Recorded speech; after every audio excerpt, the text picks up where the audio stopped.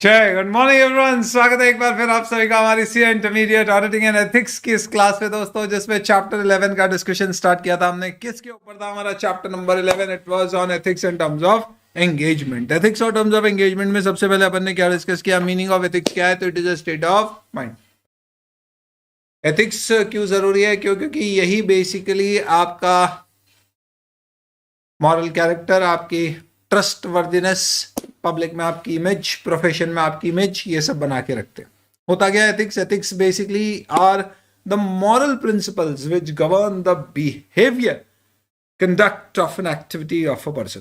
अंदर से आते हैं, ये आपके संस्कार हैं और स्टेट ऑफ माइंड है। क्या जरूरत है? इस पे क्वेश्चन क्या आएगा? किसी ने पूछा, यही आएगा, what is the need for ethics, direct. तो एथिक्स की जरूरत क्या है? तो अल्टीमेटली एथिक्स ही अल्टीमेटली आपके डिसीजन मेकिंग में आपकी मदद करेंगे। क्योंकि यूजर्स हम पे कॉन्फिडेंस रखते हैं, ट्रस्ट रखते हैं, तो वो ट्रस्ट तभी पूरा होगा जब हम एथिकल काम करेंगे। एथिक्स का मतलब है कि हम मॉरल प्रिंसिपल्स को फॉलो करें, तभी हमें रिस्पेक्ट और ऑनर मिलेगा। आईसीआई की इसलिए जिम्मेदारी है कि बहुत स्ट्रिक्ट एथिक्स रखे ताकि लोग हम पे पूरा कॉन्फिडेंस रख सके। क्योंकि लोग उन्हीं एथिकल प्रोफेशन को प्रेफर करते हैं जिनके स्ट्रिक्ट एथिक्स होते हैं। अकाउंटेंसी प्रोफेशन का एक डिस्टिंग्विशिंग फीचर है कि पब्लिक इंटरेस्ट इन्वॉल्व होता है, और इस कारण से लोग प्रोफेशनल अकाउंटेंट, चार्टर्ड अकाउंटेंट को एक ढाल की, शील्ड की तरह देखते हैं। तो एक सीए प्रैक्टिस में हो या जॉब में हो, उसको एथिकल बिहेवियर, फंडामेंटल प्रिंसिपल्स का कंप्लायंस करना चाहिए, ताकि लोग सिक्योर फील कर सके कि हाँ, एक चार्टर्ड अकाउंटेंट के द्वारा दी गई रिपोर्ट है तो मैं आश्वस्त हूं कि यह सब सही होगा। कोई भी डिसिप्लिनरी मैकेनिज्म जो इंस्टीट्यूट ने एथिक्स बनाया, उसके अगेंस्ट में आप जाओगे तो आपके अगेंस्ट में इंस्टीट्यूट एक्शन ले सकता है, जैसे कि आपको मेंबरशिप से हटा सकता है, पेनल्टी इंपोज कर सकता है, रिस्ट्रिक्शंस इंपोज कर सकता है। प्रिंसिपल और रूल बेस्ड एथिक्स में फर्क यह है कि रूल बेस्ड रिजिड हो जाते हैं, और इसलिए प्रिंसिपल बेस्ड प्रेफर किए जाना चाहिए, क्योंकि प्रिंसिपल बेस्ड में हम सिद्धांत देते हैं जो हर सिचुएशन में आपको फॉलो करने हैं और हर सिचुएशन का एक कंक्लूजन देंगे। Fundamental principles code of ethics में 5 है। Integrity, objectivity, professional competence and due care, confidentiality और प्रोफेशनल बिहेवियर। इंटीग्रिटी के अंतर्गत 3 चीजें, एक तो ऑनेस्ट रहना है, फेयर डीलिंग करनी है, और फाइनली हमें इंश्योर करना है कि हम एसोसिएट ना हो, अपने आप को ना करें किससे? Misleading information, omitting information, obscuring information या नेग्लिजेंटली प्रिपेयर्ड इंफॉर्मेशन। ऑब्जेक्टिविटी हमारा जजमेंट अनबायस्ड रहे। प्रोफेशनल कॉम्पिटेंस, ड्यू केयर, हम टेक्निकल प्रोफेशनल स्टैंडर्ड से काम कर पाए, अपडेटेड रहे, हम प्रोफेशनल ड्यू केयर के साथ काम कर पाए, लॉ एंड रेगुलेशन को फॉलो कर पाए। कॉन्फिडेंशियलिटी, हम तब तक इंफॉर्मेशन शेयर ना करें जब तक लॉ की रिक्वायरमेंट, क्लाइंट की परमिशन या हमारी कोई ड्यूटी ना हो एथिकल शेयर करने की, और कोई लीगल रिस्ट्रिक्शन ना हो, ताकि फ्री फ्लो ऑफ इंफॉर्मेशन आ सके। और प्रोफेशनल बिहेवियर का मतलब है कि हमें प्रोफेशनली बिहेव करना है with due care, without carelessness, and कोई भी ऐसी चीज नहीं जिससे रेपुटेशन इंस्टीट्यूट की खराब हो। बड़ा इंपॉर्टेंट मुद्दा है इंडिपेंडेंस ऑफ ऑडिटर, जो कि एक स्टेट ऑफ माइंड है। इंडिपेंडेंस में हमने देखा कि judgement of a person should not be subordinate to the wishes of the person appointing him और हिज ओन प्रोफेशनल इंटरेस्ट। ये कहता है कि इंडिपेंडेंस आप कितना भी कर लो, आप इसे कभी भी रूल्स में बांध नहीं सकते। सुपरफिशियल स्टैंडर्ड्स ऑफ इंडिपेंडेंस पर्याप्त कभी भी नहीं होंगे। इसलिए आपको जरूरी रखना है 2 चीजें, you should have independence of mind as well as independence to appear in appearance. Mind का मतलब यह है कि आप बिना इन्फ्लुएंस के इंटीग्रिटी, ऑब्जेक्टिविटी और प्रोफेशनल स्केप्टिसिज्म के साथ काम कर सको। ये शब्द हम आज समझेंगे। और इंडिपेंडेंस इन अपीयरेंस का मतलब है कोई भी reasonably informed, knowledgeable third party को देख के ऐसा ना लगे कि हमारी integrity, objectivity, professional competence compromised है। आज जो अब हम डिस्कस कर रहे हैं दोस्तों, ये बहुत इंपॉर्टेंट डिस्कशन है, और आप लिख लीजिए कि इसके ऊपर आपको पक्का क्वेश्चन आएगा।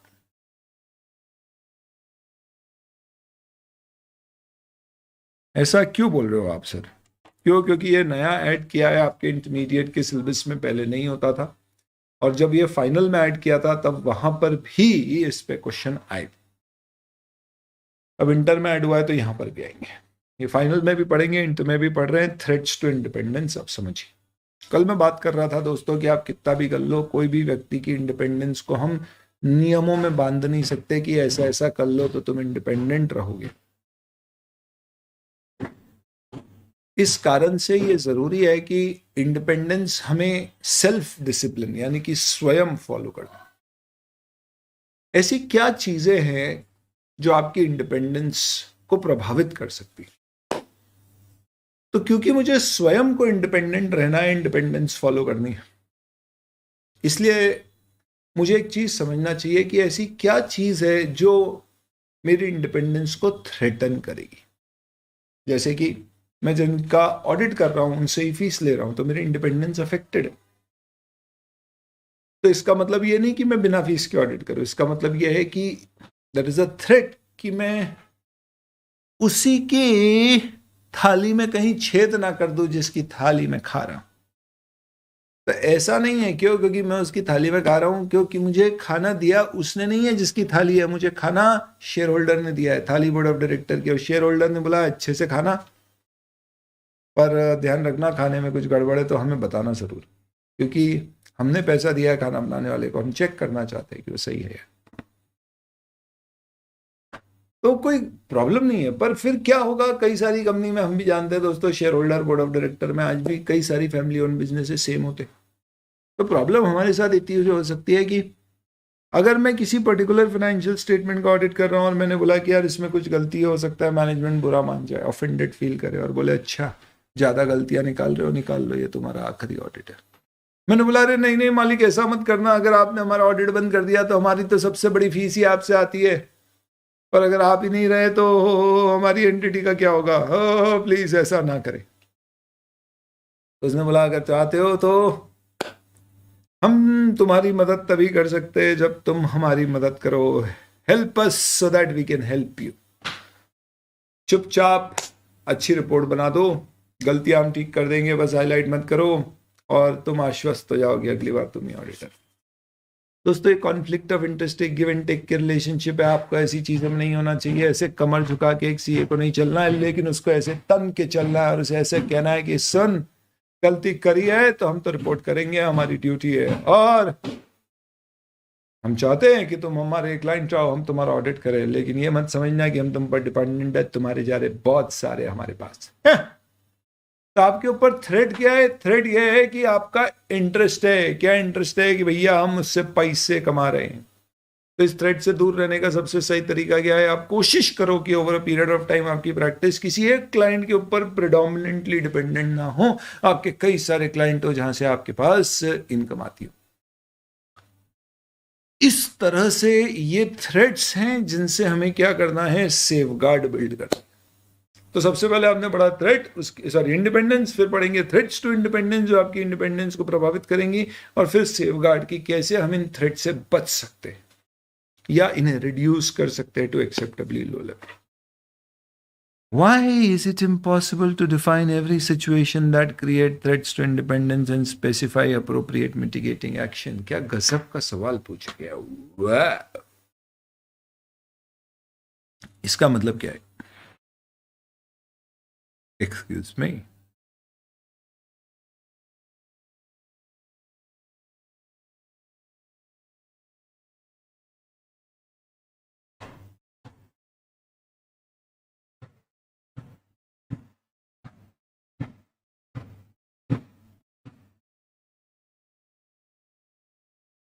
चलिए। तो क्यों मैं कभी भी हर वो सिचुएशन जिससे इंडिपेंडेंस इफेक्ट होगी उसे आइडेंटिफाई करके उसको कैसे बचना है नहीं बता सकता? इस सवाल का जवाब है ए, अलग अलग सर्कमस्टांस है, बी, अलग अलग तरह की एश्योरेंस एंगेजमेंट है, इसलिए अलग अलग तरह की थ्रेट्स होती हैं और उन थ्रेट्स की अलग अलग तरह की सेफगार्ड होती है। ये तो ऐसी बात हो गई कि यार ऐसा पॉसिबल क्यों नहीं है कि मुझे एग्जैक्टली बता दिया जाए कि क्या क्या पढ़ना है, कैसे पढ़ना है, और मैं पढ़ लूँ और सीए पास ही हो जाऊँ। क्यों? क्योंकि अलग अलग तरह के पेपर सर्कमस्टांसेस होते हैं, अलग अलग तरह के स्टूडेंट्स होते हैं, तो अलग अलग तरह की स्ट्रैटेजीज बनाना पड़ती है। इसलिए to protect independence of auditor you should understand following 5 threats to independence of auditor. तो दोस्तों आप एक चीज समझो, अगर आपको ये समझ में आएगा कि ये चीजें आपके इंडिपेंडेंस को प्रभावित करेंगी तो आप इसके लिए क्या कर पाओगे, एक्शन भी कर पाओगे। सबसे पहली है self interest threat. Self interest threat occurs when auditing firm, partner or associate has financial interest in an audit client. Self interest हमारा खुद का इंटरेस्ट है। कौन सा इंटरेस्ट? फाइनेंशियल इंटरेस्ट है।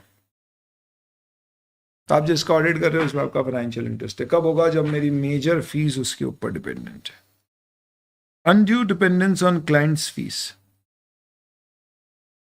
पहले आप इन सबको इंडिविजुअली पढ़ो। ये मत सोचना कि तुमको इंटर में ऐसा क्वेश्चन आ जाएगा कि एमसीक्यू दे देंगे और बोलेंगे एक चार्टर्ड अकाउंटेंट है जिसकी मेजॉरिटी फीस एक ही क्लाइंट से आती है, तो बताइए उसके ऊपर कौन सी थ्रेट है? Self interest threat, self review threat, intimidation threat, familiarity threat. और हमें फिर सेल्फ इंटरेस्ट थ्रेट आंसर देना पड़ेगा। इतना डिफिकल्ट क्वेश्चन नहीं आएगा, बहुत डिफिकल्ट हो गया फाइनल लेवल पे।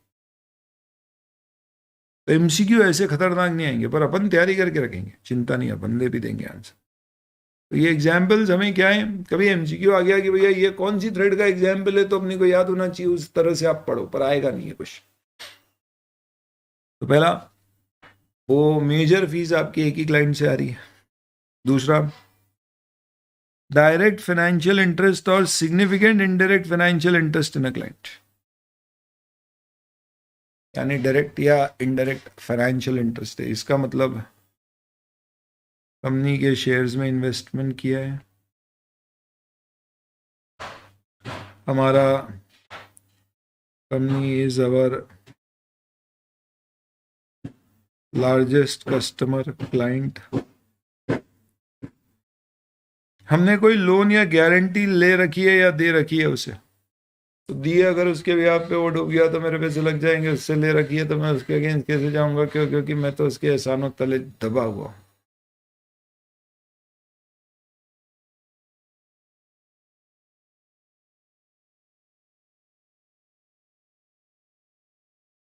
Close business relationship with audit client, क्या मतलब क्या है? अपना ही बिजनेस है, फ्रेंड वाइफ की कंपनी है, फ्रेंड की कंपनी है, वाइफ की कंपनी है, ऐसा कुछ। पोटेंशियल एम्प्लॉयमेंट, हम प्रैक्टिस से छोड़ के वहां पे जाने वाले, तो हमें उम्मीद है कि वहां से हमें जॉब ऑफर मिलने वाला है। और कंटेंजेंट फीस सबसे सही तरीका। ऑडिटर को क्या करो, हम चाहते हैं ना कि ज़्यादा ऑडिट, हम ज़्यादा प्रॉफिट दिखाना चाहते हैं और चाहते हैं ऑडिटर हमें रोके ना दिखाने से, तो सीधे ऑडिटर की फीस प्रॉफिट पे डिपेंडेंट है। ये है सेल्फ इंटरेस्ट थ्रेट। वाओ, कोई प्रॉब्लम तो नहीं है इसमें? नो सर, समझ में आ गया? यस। क्या सारे एग्जाम्पल याद रखना है? नहीं रहे। एग्जाम में क्वेश्चन कैसा आएगा? Short note on self interest threat type का बनाएंगे, वो कहानी पर पूछेंगे कि एक ऑडिटर की वही सारी थ्रेट्स है, इनमें से उसका कहना है सेल्फ इंटरेस्ट थ्रेट से उसे बचने के लिए कृपा करके आप गाइड करें कि क्या एग्जाम्पल्स है सेल्फ इंटरेस्ट थ्रेट के। ऐसा क्वेश्चन आ सकता है। उसके बाद आते हैं self review threat. Self review threat का मतलब क्या है? इसका सिंपल सा मतलब कोई बताइए। सेल्फ रिव्यू थ्रेट,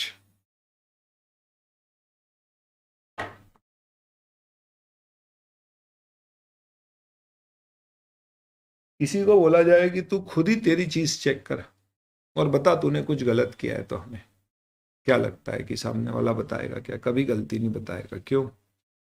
कौन अपनी गलती खुद स्वीकार करना चाहता है? इसे कहते हैं सेल्फ रिव्यू थ्रेट। अगर आप चार्टर्ड अकाउंटेंट से अपनी कंपनी में अकाउंटिंग भी करवाओगे और बाद में फिर उसी को बोलोगे कि तू ही हमारी कंपनी का ऑडिट कर, तो सीधी सी बात है, वो गलती निकाल के मैनेजमेंट को बोलेगा ये अकाउंटिंग गलत हुई है, मैनेजमेंट एक लगाएगा, बोले तू ही तो है अकाउंटेंट, फिर हमें क्या दिखा रहा है, गलत क्यों किया? हम बोलेंगे हाँ हाँ हाँ हाँ, नहीं नहीं सही है सही है सही, कोई गलती नहीं। तो आप कृपा करके ऐसी कोई सिचुएशन में मत पैदा या क्रिएट कर लो जिससे आपको ऑडिट के दौरान उन्हीं चीज़ों को चेक करना पड़े जो आपने ही करवाई है। ऐसा कब होगा? जब आप कंपनी के खुद अकाउंटेंट हो या आपने खुद ने कंपनी से कोई लोन ले रखा है, दे रखा है, कंपनी के बहुत बड़े डेटर वगैरह हो, तो आप अपनी चीज़ें चेक नहीं करोगे। क्यों? क्योंकि आप बोलोगे हाँ वो सब तो सही है, उसमें क्या गड़बड़ है। तो ये क्यों ऑकर होती है self review threat? So during review of any judgment or conclusion reached in previous audit or non-audit engagement, yeah, member of audit team was previously a director or senior employee of the client. ये examples है.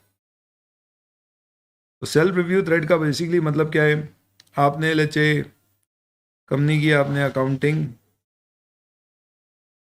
इन current year या past year में की है,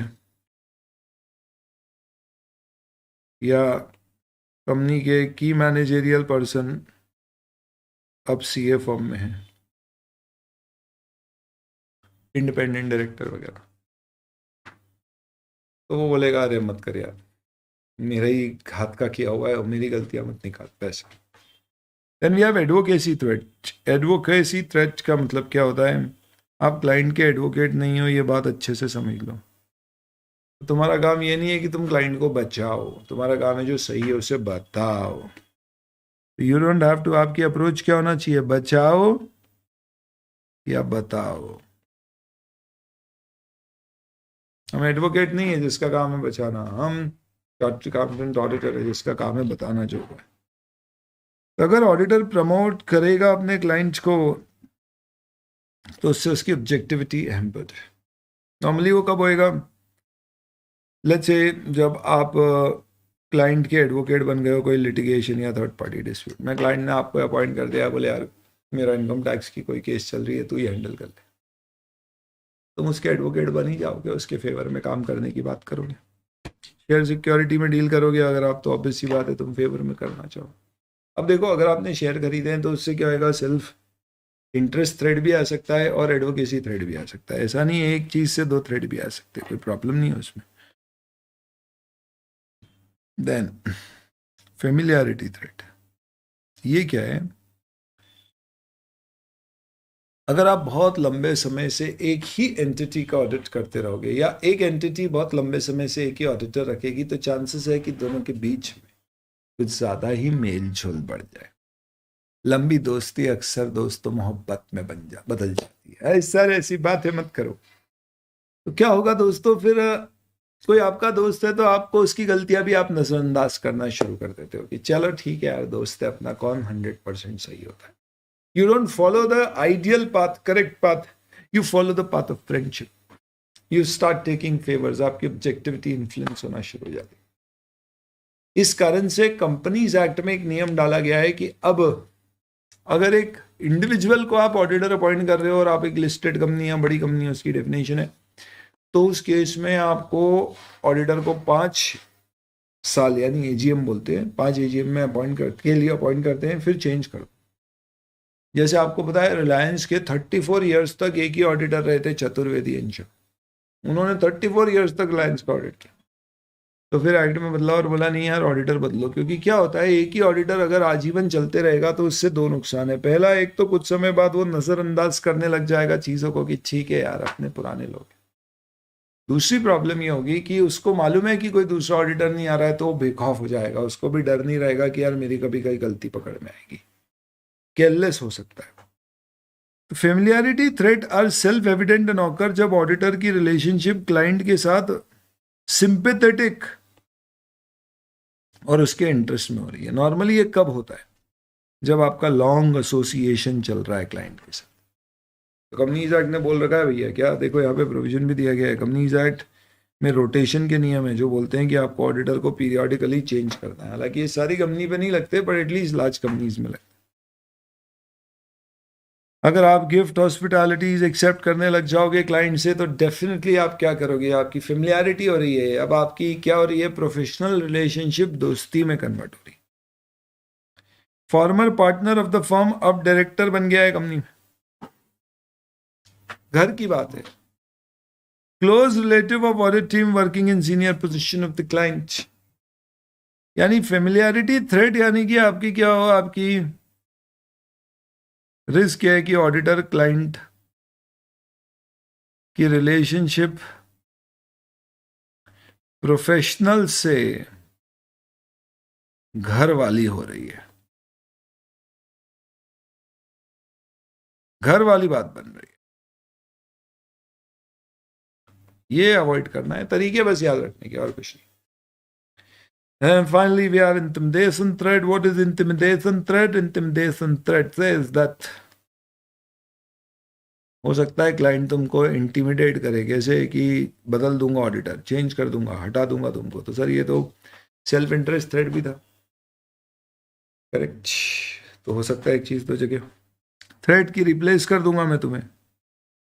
कब? जब auditor बोल रहा है भैया ये तो गलत है, मैं रिपोर्ट करूंगा, और मैनेजमेंट आपको डरा धमका के कि ये गलती बोल रहा है, कोई गलती नहीं, बोल रहा है आपका काम कम कर दूंगा, हटाऊंगा नहीं तो केस कर दूंगा आपके अगेंस्ट में। तो इंटिमिडेशन का मतलब क्या होता है? इंटिमिडेशन का मतलब होता है बेटा डराना।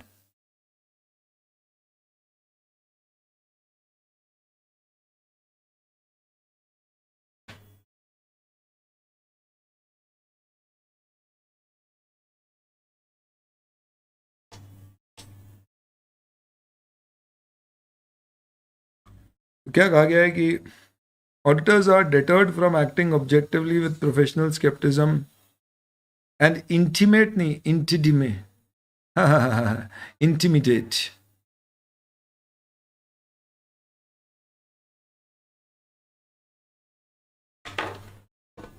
तो क्या होता है, आपको आपका काम ढंग से नहीं करने देंगे।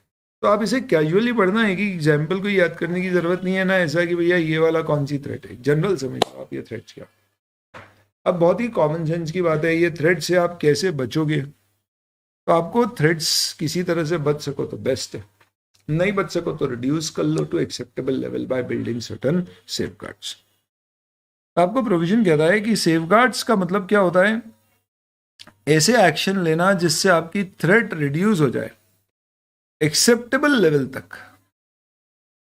भैया हमें मालूम है फीस तो मैं लूंगा क्लाइंट से, पर मैं जो एक क्लाइंट से फीस ले रहा हूं, मेरा एक भी क्लाइंट ऐसा नहीं है जो मेरी टोटल इनकम का 5% से भी ज्यादा है। ऐसे सैकड़ों क्लाइंट है मेरे। एक आध चले भी जाए रह जाए तो कोई फर्क नहीं पड़ता है, इससे अब मैं बेखौफ होकर काम कर पाऊंगा। क्यों? क्योंकि मैं उसके ऊपर डिपेंडेंट नहीं।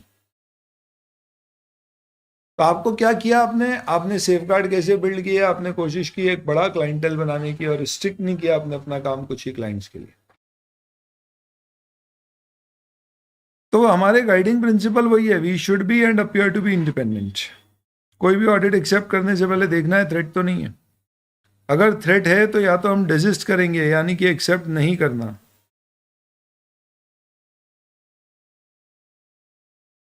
या फिर आप थ्रेट पहले हटाओगे और सेफगार्ड डालोगे फिर एक्सेप्ट करोगे। जैसे उदाहरण के तौर पे थ्रेट हटाई कैसे जा सकती है?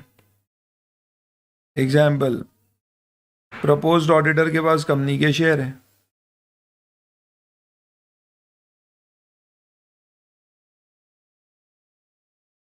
तो पहले आप क्या करो, first sell then accept the audit.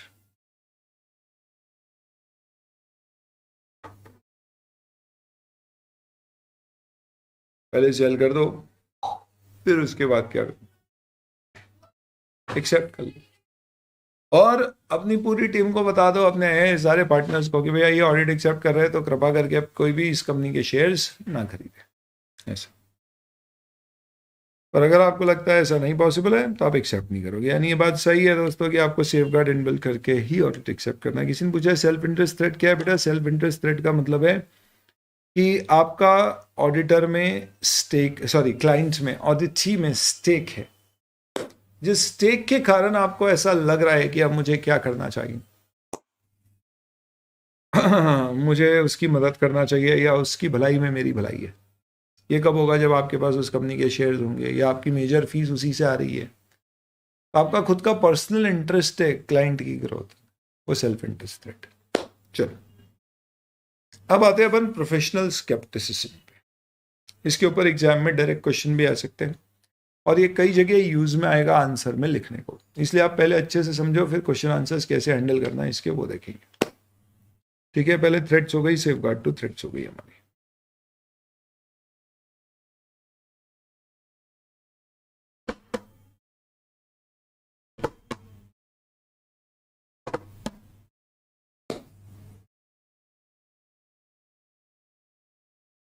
Test your understanding के कुछ क्वेश्चंस हमने देखे थे, चलो पहले वैसे देख लेते हैं उसी की।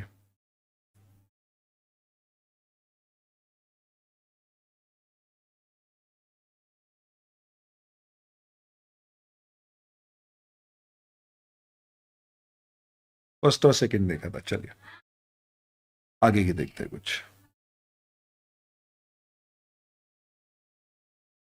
थर्ड, सूर्यकांतम एज कंडक्ट, नहीं ये एक्चुअल में आपकी किताब में थर्ड फोर्थ है, तो ये फिफ्थ हो गया। फाइनल किताब में क्वेश्चन नंबर थोड़ा आगे पीछे हो सकता है। Raman is offered appointment as auditor of a company. वाह, बधाई हो रमन भाई, party party. One of his distant uncles, दूर के अंकल है, मासा जी के, ताऊ जी के, फूफा जी के लड़के के कजिन है, held some shares in the same company. दूर के अंकल ने कुछ शेयर होल्ड कर रखे जिस कंपनी का मुझे ऑडिटर अपॉइंट किया गया है। Holding such share by distant relative is not prohibited under the provisions of law, not does it affects his independence. तो कंपनी लॉ में इतने दूर के अंकल के होल्ड किए हुए से कोई दिक्कत नहीं है, आप एक्सेप्ट कर सकते हो, आपकी इंडिपेंडेंस भी अफेक्ट नहीं हो रही। Before he could accept, he received unfortunate news of death of his uncle who had died without any children. Oh. 1 minute का मौन रखने के बाद आगे पढ़ेंगे हम। He came to know that he was nominee of these shares having substantial value. जिसे हमने दूर का माना था वो तो हमारे दिल के बहुत, उनके हम दिल के बहुत करीब थे, इसलिए उन्होंने उनकी विल में हमें नॉमिनी अपॉइंट कर दिया, यानी वो जो शेयर उनके पास हमारी कंपनी के रखे हुए हैं वो शेयर अब हमें मिलने वाले। ओ माय गॉड, इससे अब हम ट्रिकी सिचुएशन में आ गया। अब हमारे लिए क्या प्रॉपर कोर्स ऑफ एक्शन? तो थैंकफुली अभी हम ऑफर किए गए हैं ऑडिटर, तो हम इंश्योर करेंगे कि ये शेयर अगर हमें मिलते भी है तो हम इमीडिएटली इसको क्या करें, बेच दें और अपने पास ना रखें, ताकि सेल्फ इंटरेस्ट थ्रेट क्रिएट ना हो।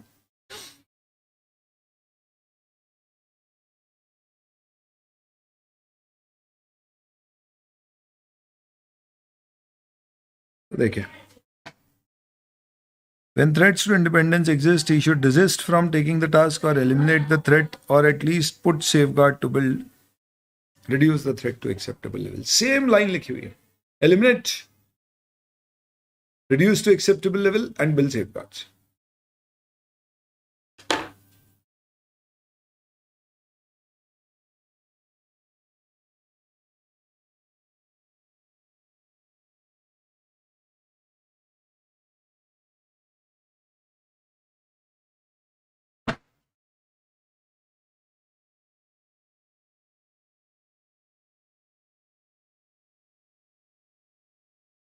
Holding of share involving financial interest in the company is in the nature of self-interest threat.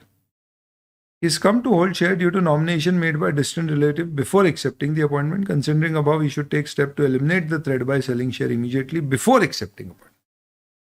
एकदम सही बोला है। Holding of share of the same company for which he is offered appointment as auditor constitute threats to independence. एक number.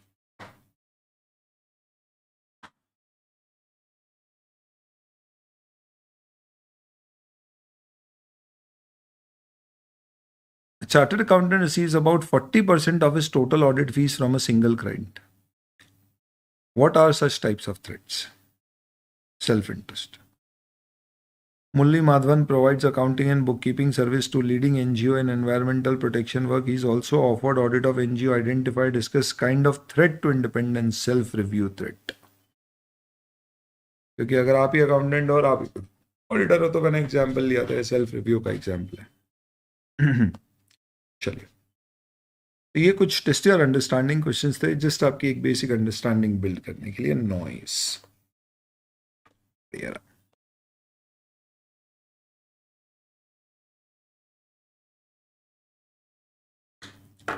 अब आ जाओ बेटा professional scepticism पे, चलो इसको डिस्कस करेंगे।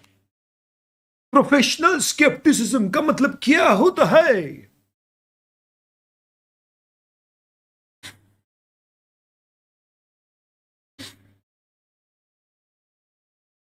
सतर्क रहना, अलर्ट, ऑलवेज अलर्ट। क्या बोल रहे हो उसे? हमेशा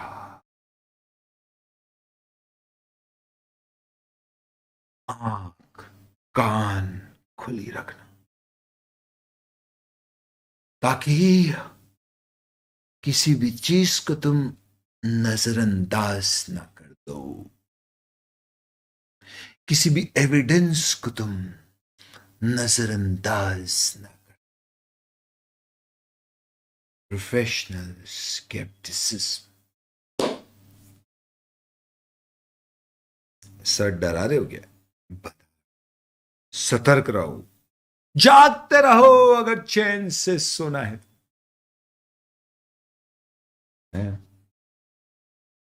प्रोफेशनल स्केप्टिज्म का मतलब क्या होता है? इसका मतलब ये है दोस्तों कि फर्स्ट एंड फॉरमोस्ट आपको सारी चीजों को क्रॉस चेक करना। जब आप क्रॉस चेक करते हो तो ये मान के नहीं करते हो कि चीजें गलत होगी, पर आप ये भी नहीं मान के करते हो कि सब कुछ सही है। यानी आप बिना किसी स्पेसिफिक मान्यता के साथ आप जाके चेक करते हो कि मेरी जिम्मेदारी है कि भैया कोई भी चीज जब तक मैं चेक नहीं करूंगा मैं इसे स्वीकार नहीं करूंगा। जैसे कभी डॉक्टर के पास जाते हैं और डॉक्टर साहब को बोलते हैं सर में दर्द होता है तो दवाई दे दीजिए, तो वो क्या करता है, बोले ये लो दवाई जाओ। हम बोला आपकी डिग्री बताइए। हम बोला अरे डॉक्टर साहब तो कहीं गए हुए थे, तो जब वो चले जाते हैं तो हम ही बैठ जाते हैं यहाँ पे, हम तो बाकी भैया यहाँ पे साफ सफाई देखते हैं। बोला अबे तो समझ में ही आ गया तेरी हरकत से। उन्होंने बोला यार भैया आपको कैसे समझ में आया, बताओ ना, आगे से गलती नहीं करे। हमने बोला अबे ऐसे दवाई नहीं देते, पहले चेक करते। बोला हाँ सही बोल रहे हो यार, क्योंकि डॉक्टर साहब भी ऐसे, कोई भी आता है कोई बोलता है कि ये प्रॉब्लम है तो सीधे दवाई नहीं देते, पहले चेक करते। आप समझिए अगर डॉक्टर होते और हमने बोला सर में दर्द होता है दवाई दे दो, तो बोलता क्या, रुको ब्लड प्रेशर चेक कर लेंगे। हाँ कर दिखाओ, करो। ये सब क्यों करा रहे,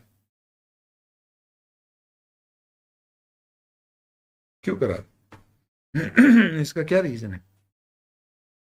क्योंकि उनकी प्रोफेशनल ड्यूटी है कि जब तक वो चीज़ों को क्रॉस चेक नहीं करेंगे वो मानेंगे नहीं कि आप जो बोल रहे हो सही है। हो सकता है आप बोलो सर में दर्द है, बट प्रॉब्लम सर दर्द की नहीं है, एसिडिटी की है, जिसकी यहां तक पहुंच गई है, तो उसे ठीक करना पड़ेगा। तो इस पर्टिकुलर लॉजिक से एक चार्टर्ड अकाउंटेंट की भी जिम्मेदारी है कि वो क्या करे, वो एक क्वेश्चनिंग माइंड रखे। यानी कोई भी चीज उसके सामने आए तो पहले उसको क्वेश्चन करे, क्रॉस करे, चेक करे। तो he should have a questioning mind. जब वो क्रॉस चेक करे, क्वेश्चन करे, तो वो ये मान के चले कि कहीं गलतियां निकल सकती है। ये नहीं माने कि है गलतियां, झूठा फरेबी बदमाश मक्कार चोर है मैनेजमेंट, ऐसा नहीं सोचना बेटा। आपको ये सोचना है चेक करोगे तो हो सकता है गलतियां निकल जाए। You should remain alert to condition which may indicate possible misstatement due to fraud or error. ऐसी क्या कंडीशंस होंगी जिससे देख के उसे लगेगा कि कोई गड़बड़ है, फ्रॉड या एरर यानी मिसस्टेटमेंट है, अपन देखेंगे इसको। और इसलिए वो हर ऑडिट एविडेंस को क्रिटिकली असेस करे। क्रिटिकल असेसमेंट का मतलब क्या होता है?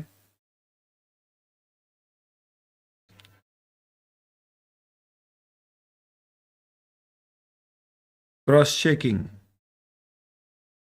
And not believing unless cross checked. और क्रॉस चेकिंग भी डिटेल में।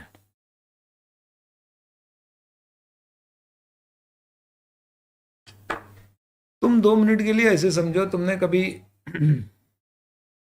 मूवी के रिव्यू देखे होंगे तो तुमने सुना होगा क्रिटिक्स रिव्यू, क्रिटिकल अक्लेम।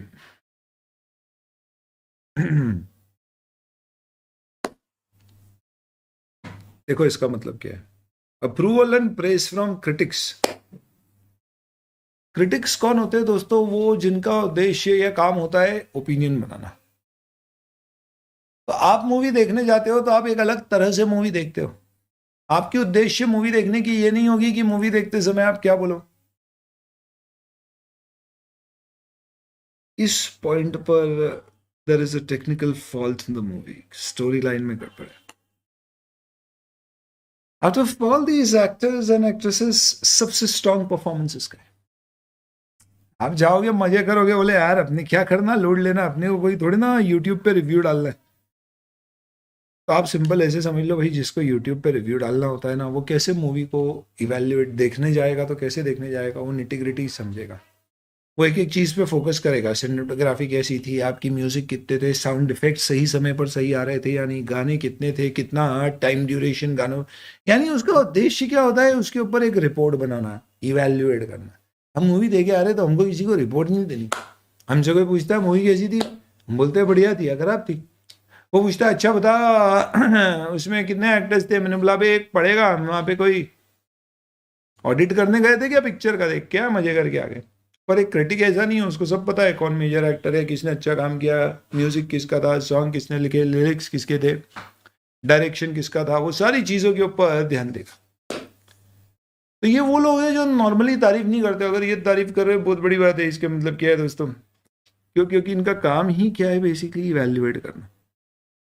तो आपको क्रिटिकल असेसमेंट करना है, आप कोई ऐसे कैजुअली फाइनेंशियल स्टेटमेंट नहीं पढ़ रहे हो, आपको उसके ऊपर रिपोर्ट प्रिपेयर करनी है। तो क्रिटिकल असेसमेंट मतलब एक ऐसा असेसमेंट जिसके आधार पे आप उसके ऊपर एक डिटेल्ड रिपोर्ट बना सकते। अब इसमें बड़ा कंफ्यूजिंग है, तो इसके लिए आप इसको याद रखेंगे ऐसे CAQ, quack quack, C for critical assessment, A for remaining alert, और Q फॉर क्वेश्चनिंग माइंड। खैक खैक, आपको इसको बेहतर तरीका है CAQ की बजाय QAC से कर लो, दोनों में सुनाई एक जैसी देगा। क्वैक क्वैक, यानी एक ऑडिटर हमेशा क्वैक क्वैक करते रहता है, सवाल सवाल पूछते रहता है, क्वैक क्वैक क्वैक क्वैक, ये बताओ ये बताओ ये बताओ, quack quack quack quack. Questioning mind, alert और क्रिटिकल असेसमेंट याद रखना है। कहीं कहीं निमोनिक्स लगते हैं दोस्तों, कंफ्यूजिंग चीजें, अपन बना लेंगे, कोई दिक्कत। It signifies that auditor has to remain alert forever. You don't have a chance to be unalert. Remaining alert forever, यानी आप किसके जैसे हो, बॉडीगार्ड जैसे हो। वो भाई हमेशा सतर्क रहता है, समझ लो ना आप। बॉडीगार्ड आपके हमेशा सतर्क रहेंगे। जैसे फॉर एग्जाम्पल मोदी जी के बॉडीगार्ड है, या कोई एक्टर एक्ट्रेसेस के बॉडीगार्ड है, हो गए। अब मोदी जी ने लेट्स से फॉर एग्जाम्पल कोई व्यक्ति एकदम ही मोदी जी के बहुत ही करीब आ गया, एकदम नतमस्तक हो गया, जमीन पर लेट गया, पाँव पड़ने आ गया, तो मोदी जी बहुत भावुक हो गए। उन्होंने रुके, उठे, उठाया, उसको हाथ मिलाया, उसने कहा सेल्फी लेना चाहता हूं। तो ये पूरे समय पे मोदी जी बहुत भावुक थे, लेकिन वो बॉडीगार्ड जरा भी भावुक नहीं हो, उसकी पूरी नजर हर समय तक किसके ऊपर थी, वो फैन के ऊपर। और जैसे ही उस फैन ने एक हाथ से मोबाइल निकाला सेल्फी निकालने के लिए और दूसरा हाथ जेब में डालने गया, बॉडीगार्ड ने वैसे ही हाथ पकड़ के थाम लिया कि भाई दूसरे जेब से कुछ निकाल तो नहीं रहा है। और बहुत ही कलाकारी के साथ, इसका मतलब समझ रहे हो आप, हमेशा वो अलर्ट है, वो भावुक नहीं होता है। बॉडीगार्ड जैसे रहने अपने। किसके बॉडीगार्ड है हम? फाइनेंशियल स्टेटमेंट्स के बॉडीगार्ड। लिख मत देना है कृपा करके तुम। फिर मेरे पास फोन आते हैं, बोले क्या क्या एग्जाम्पल दे देते हो बच्चों को, समझने के लिए एग्जाम्पल देता हूं। Study with example so that you can set an example with your marks. Thank you. It signifies, पसंद आई हो तो थोड़ी सी दाद दिया करो। बहुत बढ़िया, वाह वाह वाह वाह। It signifies auditor has to remain alert forever. Auditor has to plan and perform audit with professional skepticism, recognizing circumstances में है exist there financial statement में भी materially misstated। तो ऐसा हो सकता है कि स्टेटमेंट पकड़ में आए, वही वाली बात। अब सवाल ये होता है कि भैया हमें अलर्ट रहना है टू कंडीशंस, तो कौन सी कंडीशन पे अलर्ट रहना है, वो चीज यहाँ पे दी, कौन सी कंडीशन पे अलर्ट रहना है। तो conditions to which auditor should remain alert to,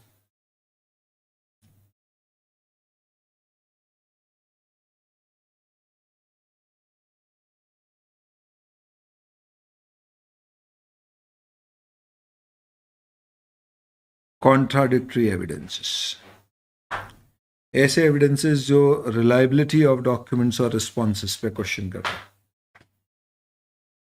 जिसे देख के आपको फ्रॉड्स का अंदेशा होता है, और जिसे देख के आपको लगता है कि हमें और अतिरिक्त प्रोसीजर्स लगाना पड़ेंगे, इवन अबाव एज रिक्वायर्ड वैसे, यानी जो स्टैंडर्ड ने प्रोसीजर बनाए उसके बियॉन्ड भी मुझे प्रोसीजर्स लगाना। ये वो 4 कंडीशंस है दोस्तों, जिसे देख के हमें लगेगा कि हमें अलर्ट हो जाना चाहिए, शायद कुछ तो गड़बड़ है, दया कुछ तो गड़बड़ है। क्या? एक तो कॉन्ट्राडिक्टरी एविडेंसेस हैं,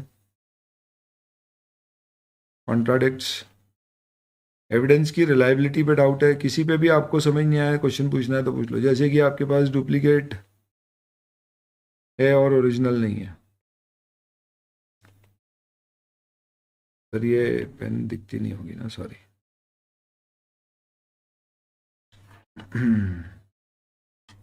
डुप्लीकेट है, ओरिजिनल नहीं है कंपनी के पास, या लेट्स से रिलायबिलिटी पे डाउट है। क्यों? क्योंकि अनसाइंड इनवॉइसेस हैं। वाउचर समझते हो ना आप, जो बिल बनाते हैं, ओवर राइटिंग करी हुई है किसी बिल के ऊपर, इनवॉइस के ऊपर, खर्चे के, तो आपको उसकी रिलायबिलिटी पे डाउट होगा। कॉन्ट्राडिक्टरी मतलब वही है ना, कॉन्ट्राडिक्टरी एविडेंस, समझते हो? आर्टिकलशिप में आप ऑफिस में थोड़ा सा लेट पहुंचे, सीए ने पूछ लिया क्यों लेट पहुंचे, क्यों? क्योंकि आप दोस्त के साथ जाते थे, दोनों साथ में लेट पहुंचे, दोनों को बुलाया और पूछा लेट क्यों पहुंचे, दोनों ने एक साथ बोला सर गाड़ी का टायर पंचर हो गया था। दोनों से पूछा कौन सा टायर, दोनों ने एक साथ बोल दिया, एक ने आगे का एक ने पीछे का। Contradictory evidences. वैसे ही कंपनी को भी कई बार कॉन्ट्राडिक्टरी एविडेंस मिलते हैं। कैसे? मैंने बात करी कंपनी से, let's say for example debtor से कंफर्मेशन मांगा तो उसके हिसाब से बैलेंस जीरो है, जबकि हमारी बुक्स में उससे 5 लाख रुपए लेना आ रहे हैं। उसने बोला भाई मैंने तो पेमेंट कर दिया। ये कॉन्ट्राडिक्टरी एविडेंस है, तो इसका मतलब अलर्ट हो जाओ, कुछ गड़बड़ हो सकती है। हो सकता है एरर हो सकता है फ्रॉड हो। तो इसलिए अब आप ये भी ध्यान रखें, कॉन्ट्राडिक्टरी, रिलायबिलिटी, और अगर आपको गड़बड़ दिख रही है तो क्या वो फ्रॉड है? क्योंकि फ्रॉड और एरर में बहुत फर्क है। फ्रॉड है ना तो फिर अकेला नहीं होगा, कई बार हुआ होगा। जबकि एरर्स में क्या होता है फायदा, इट कुड बी, समझ गए आप, एरर्स में नॉट नेसेसरली भी रेकरिंग इन नेचर।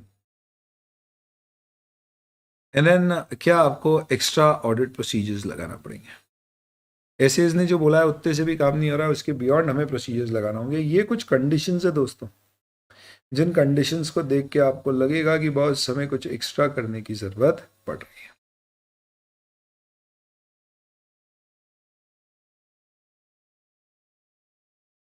फ्रॉड्स की possibility, contradictory evidences,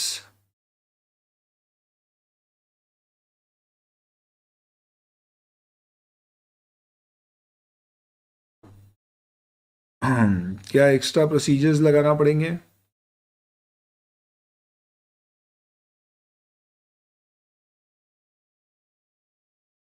extra procedures, और फाइनली क्या हमें रिलायबिलिटी पे डाउट है।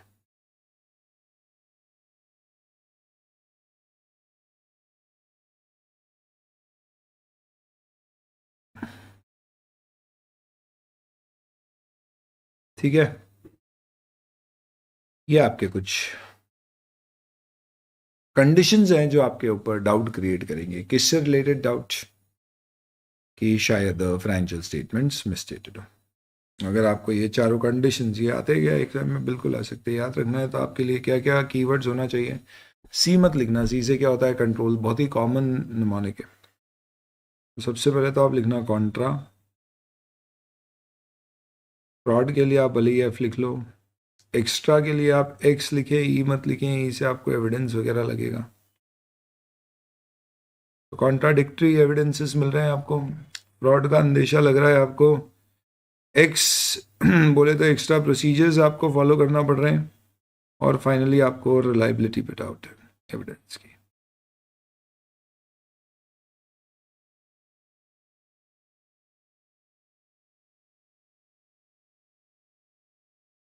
ठीक है जी, ये आपने ध्यान रखना है। तो these are basically the 4 conditions which will create, इससे कोई निमोनिक आपके बन रहा तो आप बता दो। ये वो 4 कंडीशंस हैं जिससे आपको क्या रहेगा, remaining you will have to leave, आपको अलर्ट रहना पड़ेगा।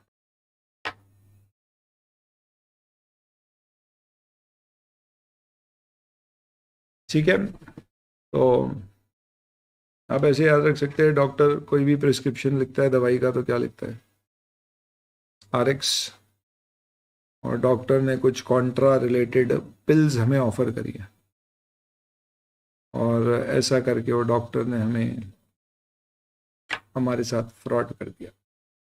कॉन्ट्रा पिल्स क्या होती है छोड़िए आप। तो फ्रॉडिलेंट डॉक्टर का मैंने एग्जाम्पल वो लिया था ना, कंपाउंडर का, जो उससे याद रख लेना, कंपाउंडर ने फ्रॉड कर दिया। तो आपको कुछ नहीं है तो कंपाउंडर से ही याद रख लो। एग्जाम्पल क्या था कंपाउंड। अगर आप अलर्ट रहोगे तो क्या होएगा,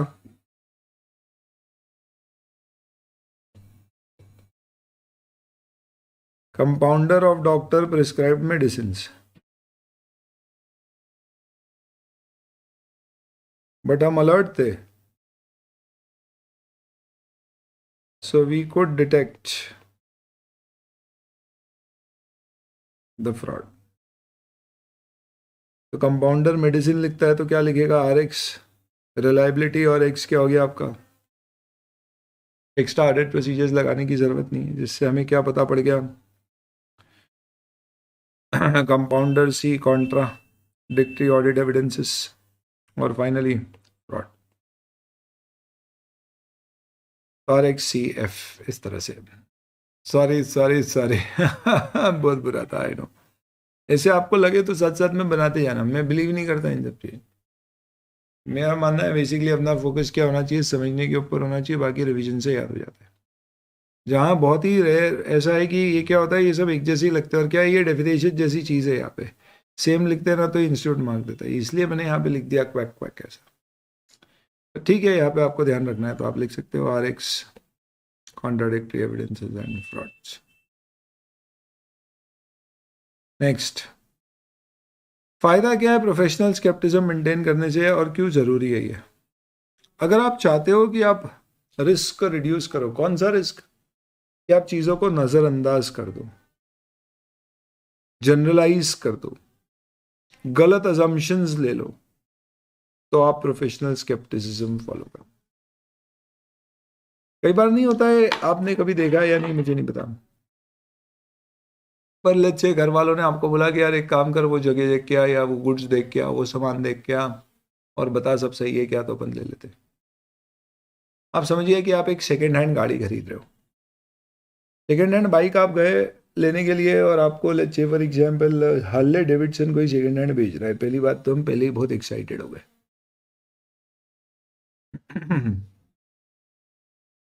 समझ लो आप, या थोड़ा सिंपल एग्जांपल लेता हूँ, अपन ने एक आईफोन लेने का, हमने देखा OLX पे कोई iPhone 15 Pro बेच रहा है और 50,000 रुपये में, वो महीने भर पुराना, मैंने बोला वाह बढ़िया डील है, ले लेते। तो हमने सोचा कि लेट्स डू इट, आधी से भी कम कीमत पे मिल रहा है, वो भी 512 GB, अरे वाह मुझे ही आ जाएगी। तो आपने पहले ही मन बना लिया है, क्या मन बना लिया है कि भैया अपने को लेना ही है। तो हमने उससे बात की हमारे ही शहर में, हमने बोला ठीक है भैया हम तेरा मोबाइल देखेंगे, तू लेके आ जा। अब आ गया लेके। नॉर्मली क्या होता है दोस्तों, कई बार हम खरीदने से पहले ही मन बना लेते हैं खरीदना है, फिर हम सिर्फ अपने आप को जस्टिफाई करते हैं कि हमारा डिसीजन सही है या नहीं है। तो हमने उसका मोबाइल देखा, पलटा उल्टा के अलतर से देखा, थोड़ा बहुत चला के देखा। उसने बोला क्या कर रहे हो ये, मैंने बोला नहीं चला के देख रहा हूँ सही चल रहा है। उसने बोला भाई एप्पल का मोबाइल है, 1 साल की तो वारंटी होती है, इसमें अगर कोई खराबी होगी तो तुम रिटर्न करोगे ना, तो तुमको रिपेयर होके नहीं पूरा नया मोबाइल मिलेगा। आती नहीं खराबी, लोग इतनी चाहते हैं कि खराबी आ जाए, आती नहीं है भाई, क्या कर रहे हो एप्पल का मोबाइल। बोला नहीं नहीं सही बोल रहे हो। हम तो ऐसे चेक कर रहे थे। हमला ठीक है भैया ठीक है, थोड़ा पैसे पे कम कर दो। उसने बोला 1 रुपया कम नहीं होगा। हमला फिर रहने दो। उसने बोला अच्छा कितना देना। हमला हम तो 30 देंगे। उसने बोला भैया सवाल ही नहीं होता, 48 कर लो। हमने बोला भी ये नहीं हो पाएगा, 40 फाइनल। उसने बोला चलो डन।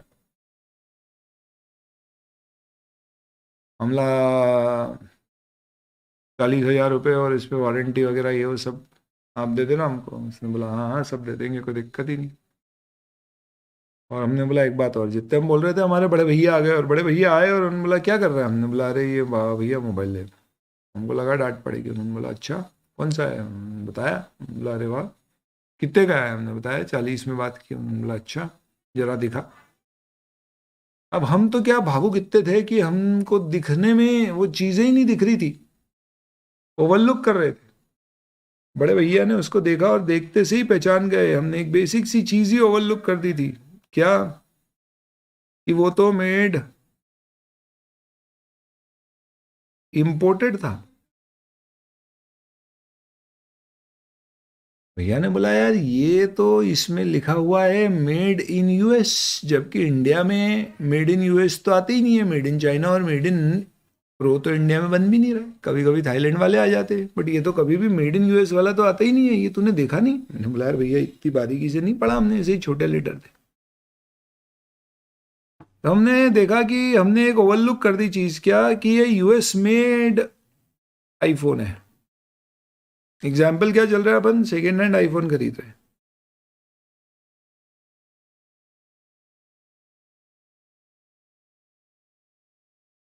तो यूएस मेड आईफोन निकला जो इंडिया में आता ही नहीं है।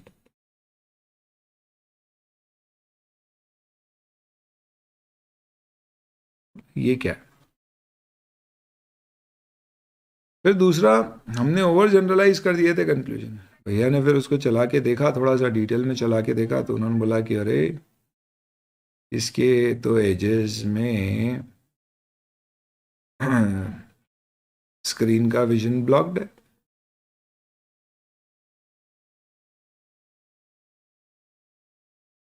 तो हमने बोला अरे भैया ऐसा हो ही नहीं सकता, और होगा तो बहुत बढ़िया है, अपने को नया मोबाइल मिल जाएगा। तो भैया ने बोला बेटा तेने गलत अजम्पशन ले लिया कि एप्पल रिप्लेस करता है।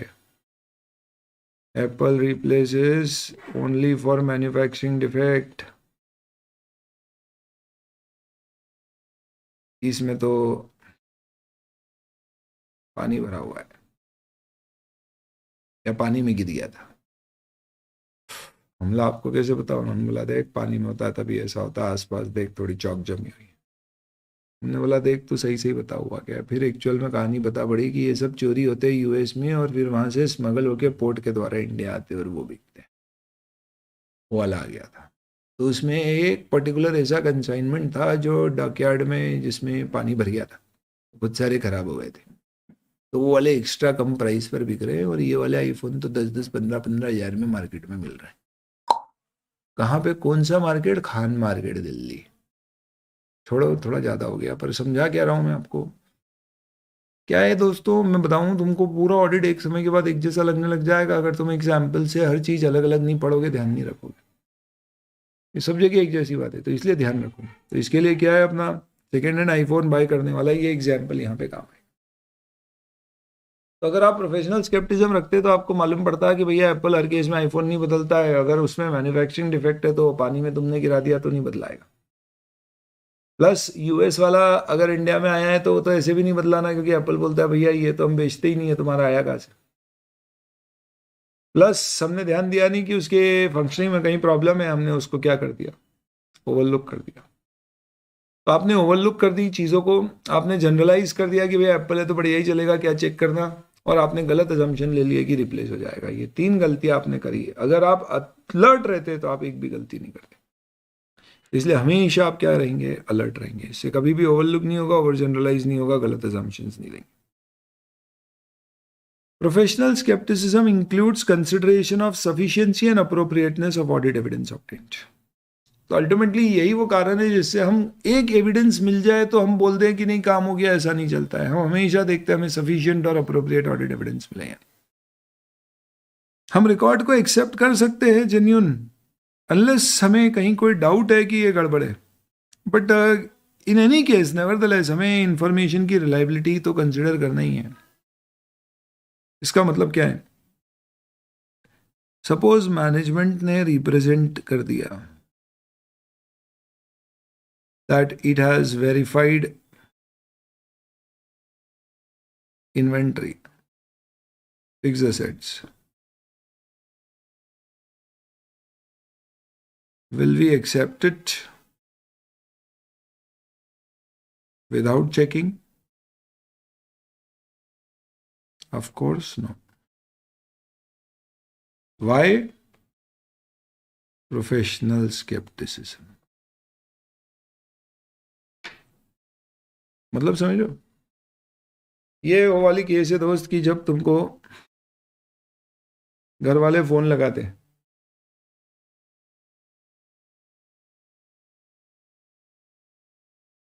घर वालों ने कॉल किया, पूछा कहाँ हो? और तुमने कहा क्लास में। तो क्या वो क्रॉस क्वेश्चन करेंगे? नहीं, अनलेस उनको बैकग्राउंड में डीजे की नॉइज आ रही है, बस। तो ऐसा नहीं है कि घर वाले फोन करते हो पूछे कहाँ जा रहा है, तो हमने बोला हाँ बस क्लास जा रहे हैं, तो वो नहीं मानेंगे। ये करने गया है, दूसरे शहर में गया है, पढ़ाई करेगा। बोले कहाँ जा रहा है? बोले क्लास में जा रहा हूँ। और पीछे दोस्तों की आवाज आ रही है, बोले अरे अरे बस वो तो गए आज की और मत ले, तो डाउट हो जाए। मतलब कैसा है दोस्तों कि हम नॉर्मली घर वाले हम पे शक नहीं करते, कोई पुलिसमैन नहीं है, पर डाउट होता है तो फिर छोड़ते नहीं है, फिर वो आगे डिटेल में चेक करते हैं। तो अगर हमें डाउट है रिलायबिलिटी ऑफ इंफॉर्मेशन पे या इंडिकेशन है कि फ्रॉड हो सकता है, तो ऐसे बोलता है कि फिर तुम रुकना मत, फिर अपने ऑडिट प्रोसीजर को इतना बढ़ा दो जितना तुमको लगे, जब तक तुमको गड़बड़ पकड़ना नहीं। तो प्रोफेशनल स्केप्टिसिज्म का मतलब ये नहीं है कि आप हर चीज को डाउट करो। अगर संक्षिप्त में कहूं तो पीएस क्या बोलता है? PS says you should cross check, you may believe, you can believe, there are no frauds unless there are indications of it. और अगर इंडिकेशन है तो फिर आप फर्दर इन्वेस्टिगेट करोगे।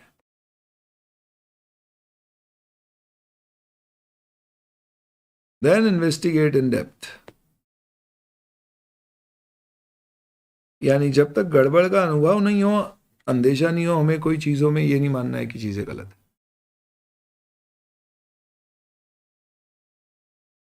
अरे बीजी डीजे यानी बैकग्राउंड में।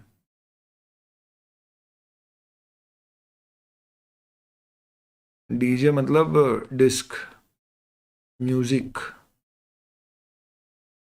बैकग्राउंड में। अरे दिल जले बच्चों, तेज म्यूजिक चल रहा है,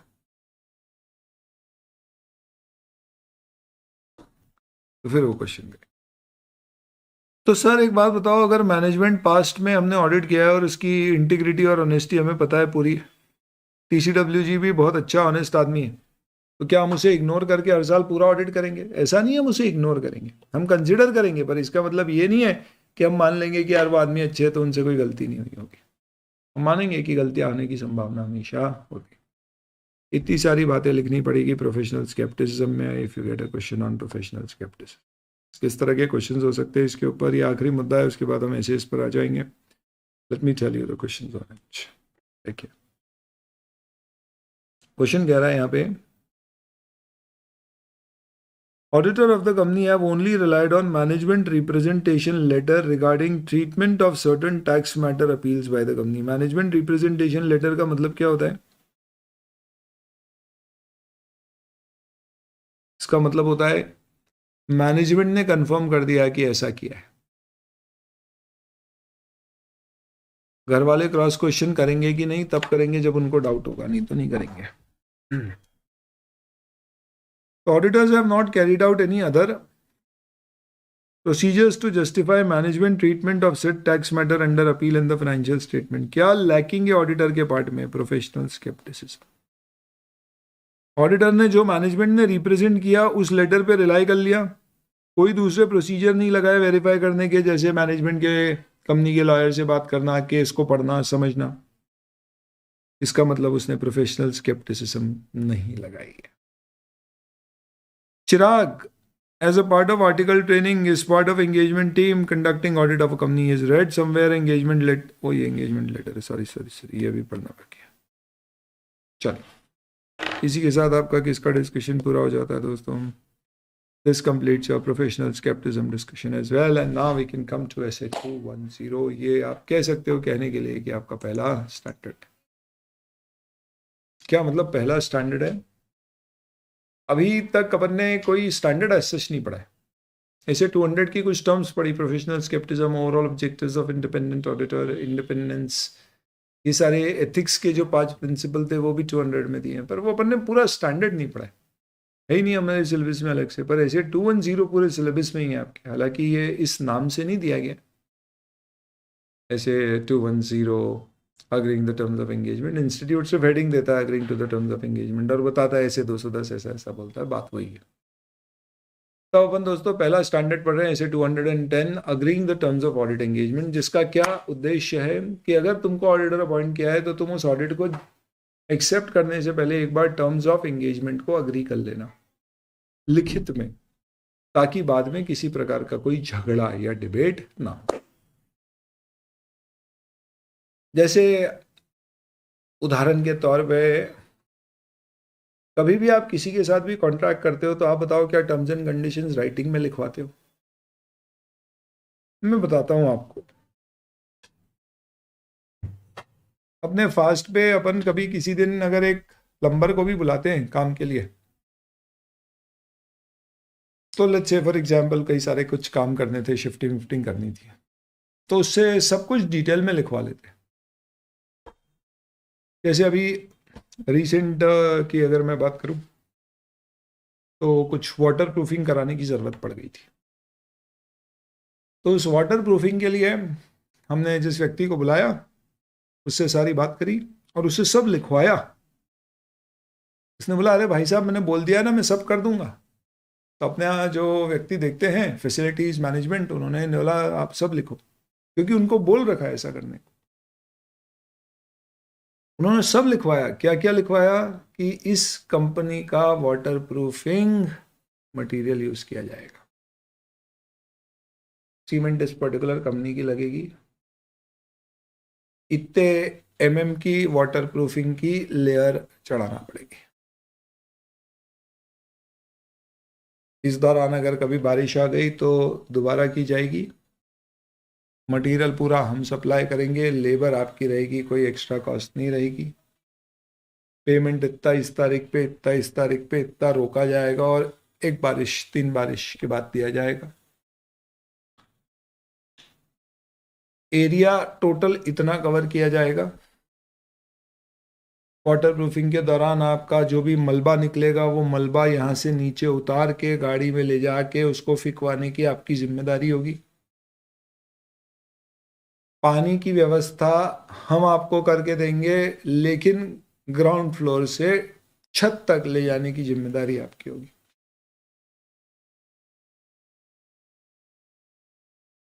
टोटल इतने दिन के अंतर्गत अंदाजन काम किया जाएगा और इस हिसाब से आपका पेमेंट रिलीज किया जाएगा। नहीं तो क्या होता है, ये लोग बाद में क्या करते हैं, गड़बड़ हो गया, कोई ध्यान देने वाला नहीं है तो ये लेयर थोड़ी सी पतली लगा देंगे, मटेरियल कोई दूसरी कंपनी का यूज़ कर लेंगे, बाद में बोलेंगे भैया पानी आपने बोला था ऊपर तक आप भिजवाओगे, मलबा हम नहीं फेंकेंगे वो तो आपको फेंकना, हम नीचे उतार के रख देंगे। ये सब कौन झगड़े, इससे अच्छा पहले कर लो, क्योंकि जब काम दे रहे हो ना तो वो भी सब मान जाएगा, उसको एक्स्ट्रा पैसे लेने तो ले लेना, बाद में क्या होएगा फिर कंफ्यूजन नहीं आएगा। तो सब कुछ लिखा हुआ है। उसने कई बार कोशिश भी करी, बोले लिखा हुआ है भाई देख ले, तेरे हाथ का ही लिखा हुआ है। तो ये फायदा है टर्म्स ऑफ अग्रीमेंट की, जो भी आपकी टर्म्स एंड कंडीशन है उनको लेटर पे लेके आने का। तो यही चीज ऐसे 210 बताती है। अब सर ये जो आपने अग्रीमेंट में इतनी सारी चीजें लगाई, इसमें आपने अपने अनुभव से या उस व्यक्ति ने अपने अनुभव से ये सारी चीजें लिख दी क्यों? क्योंकि उसको मालूम था ये सारी प्रॉब्लम आ सकती है। बट ऐसा भी तो हो सकता है ना सर कि आपको भी ये चीजें अनुभव के साथ ही समझ में आई हो, यानी शायद हो सकता है पहले जब आपने कभी करवाया हो तो आपको इतना ध्यान नहीं रहा हो कि यार पानी का लिखवाना है, मलबे का लिखवाना है। हाँ तो सही बोल रहे हो तुम, उसी से तो गलती कर करके तो सीखे। तो सर क्या सीए जो ऑडिट करता है वो भी गलती कर करके सीखेगा? नहीं, उसको इंस्टीट्यूट स्टैंडर्ड दे देता है। तो इंस्टीट्यूट ने एक स्टैंडर्ड ही दे दिया, बोला तुम चिंता मत करो सीए बंधु, हम तुमको पहले से बता रहे तुम्हारे लेटर में क्या क्या चीजें आना चाहिए, तुमको वो सारी चीजें लिखनी है। इससे क्या इंश्योर हो जाएगा कि कहीं कोई चीज मिस आउट ना हो जाए। तो इसके लिए इंस्टीट्यूट ने आपको एक स्टैंडर्ड ही दे मारा, जिसका नाम है standard on auditing 210 agreeing to the terms of engagement और agreeing the terms of audit engagement, जिसमें आपको बताया है कि आप जब क्लाइंट के साथ काम एक्सेप्ट करोगे तो एंगेजमेंट लेटर में क्या क्या चीजें देनी है हमने बताया, बस आपको वो लिखना है और क्लाइंट के हिसाब से उसमें जो भी चेंजेस हो कर देना। पर एक बात बताइए दोस्तों, ये सब करने से पहले क्या एंगेजमेंट लेटर साइन होने से पहले कुछ चीज़ों पे सहमति बनाना होगी क्या? हाँ, तो सर फीस हमारे को जमना चाहिए और ये सारी चीज़ें, वो सब तो ठीक है। ये ऐसे कहता है कि सुनो, हम आपको कुछ प्री कंडीशंस लिखवा रहे हैं। अगर ये प्री कंडीशंस, जैसा नाम वैसा काम, ये कंडीशंस हैं जो हमारी प्री कंडीशंस है, यानी हमारी शर्त है, जिस शर्त को अगर तुम मानोगे तो ही हम ऑडिट स्वीकार करेंगे।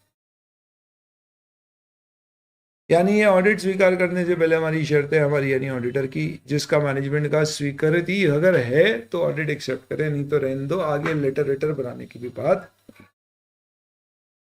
तो फीस वगैरह प्री कंडीशंस में नहीं आती है, ऐसे उस पर इतना तवज्जो नहीं देता है, वो तो मालूम है सीए खुद कर ही लेगा। फिर हमने जो प्री कंडीशंस दिए वो क्या दिए, वो स्टैंडर्ड में हम डिस्कस करेंगे। तो ऑब्जेक्टिव्स क्या है स्टैंडर्ड के, वो बाद में देखेंगे। पहले सबसे पहले देखते हैं pre conditions for accepting the audit.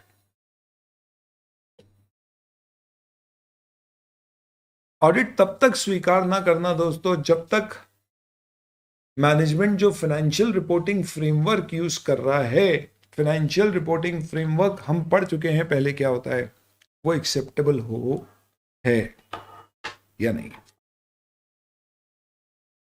Financial reporting framework अपन ने पढ़ा था कि भैया फाइनेंशियल रिपोर्टिंग फ्रेमवर्क का मतलब क्या होता है। ये वो फ्रेमवर्क है जिसमें बताया गया है कि भाई आपके फाइनेंशियल स्टेटमेंट कैसे बनाने,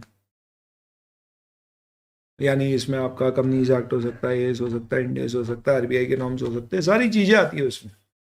तो फाइनेंशियल रिपोर्टिंग फ्रेमवर्क एक्सेप्टेबल है या नहीं है, इसका मतलब क्या है। मैं सपोज किसी बैंक का ऑडिट एक्सेप्ट कर रहा हूं और कमबख्त को बैंक मुझे क्या बोल रही है, मैं जिस बैंक का ऑडिट एक्सेप्ट कर रहा हूँ बैंक मुझे क्या बोल रही है कि भैया हम फाइनेंशियल स्टेटमेंट जो बनाएंगे ना वो आरबीआई ने जो फॉर्मेट दिया उसके अनुसार नहीं बनाएंगे, हम फेडरल बैंक के अनुसार बनाएंगे। मैंने बोला फेडरल बैंक ये कौन होता है, बोले oh you don't know, I am Citibank and I'm governed by the provisions of the states of the United States of America। वहाँ फेडरल बैंक होती है और उन्हें फाइनेंशियल स्टेटमेंट की फॉर्मेट दी है, हम उसी फॉर्मेट में फाइनेंशियल स्टेटमेंट बनाएंगे। हमने बोला अबे ओए ट्रम्प चले गए तुम्हें छोड़ के। हमला देख बेटा, तो इंडिया में अगर बैंकिंग खोल के बैठा है ना दुकान अपनी, तो तुझे यहाँ के अकाउंट्स, कंपनीज एक्ट, आरबीआई के नॉर्म्स, इन सब से बनाना है। और अगर तू उसके अनुसार यहाँ पे नहीं बनाएगा तो कंपनीज एक्ट में तेरे पे पेनल्टी लगेगी, क्योंकि कंपनीज एक्ट में साफ बोल रखा है फॉरेन कंपनीज को भी फाइनेंशियल स्टेटमेंट एज पर एस इंडेस बनाने होंगे इंडियन ऑपरेशन के। तो पहले तो ये समझ ले, तो इंडियन ऑपरेशन के financial statement as per accounting standard as per format given by the RBI के हिसाब से बनाएगा, नहीं तो तेरे पे पेनल्टी लग जाएगी। और पेनल्टी तेरी इच्छा चल, पर ये बात तो भूल जा कि मैं तेरा ऑडिट स्वीकार करूंगा। ऑडिट तो स्वीकार होना ही नहीं है। ये तो मालूम पड़ा तुमने ये चीज ही डिस्कस नहीं करी, ऑडिट एक्सेप्ट कर लिया, बाद में उसने फाइनेंशियल स्टेटमेंट तुमको दिखाया, हमने बोला भाई ये कैसे बना रखे हैं फाइनेंशियल स्टेटमेंट, तो ऐसे बनते, तूने ऐसे बना रखे। बोले हमारे यूएस में ऐसे ही बनते हैं। हमने बोला हमारा यूएस क्या होता है, तो इंडिया में इंडिया की बात कर। बोले भैया हमारे पेरेंट वहां पर है, हम वैसे बनाएंगे। हमने बोला अरे ऐसा थोड़ी ना होता। उसने बोला अरे कैसे नहीं होता है, आपने ऑडिट एक्सेप्ट किया करो। हमने बोला यार सही बोल रहा है, ये चीज़ हमें पहले ही पूछ लेना थी एक्सेप्ट करने से पहले, और तुझे पहले ही बता देना था। आप झगड़ के मतलब नहीं, इसलिए बोला गया। पहली कंडीशन है pre conditions for audit. What are pre conditions for audit? यहाँ पे एक शब्द यूज किया गया है TCWG. It is defined as management and TCWG if applicable. What is TCWG is applicable, बता रहा हूँ। Use an acceptable financial reporting framework in preparation of financial statement and both of them agree on the audit premise।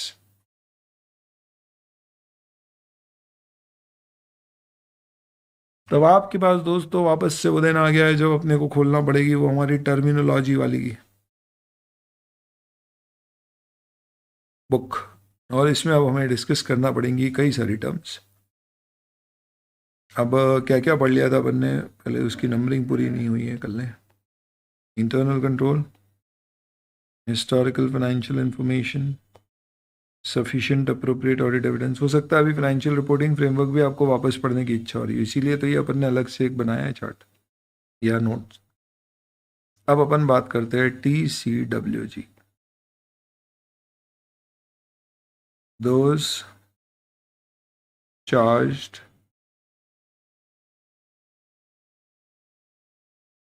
with governance. क्या मतलब है इसका?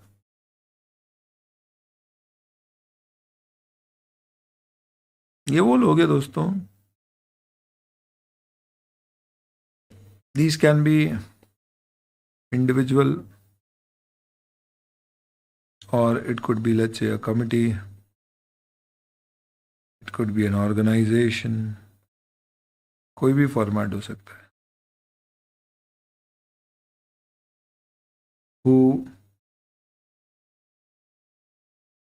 keeps an oversight on management.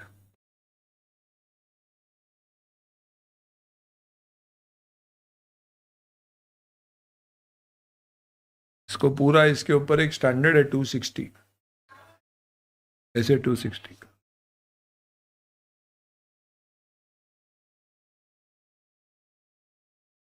क्यों management के ऊपर ये ओवरसाइट रखता है? To ensure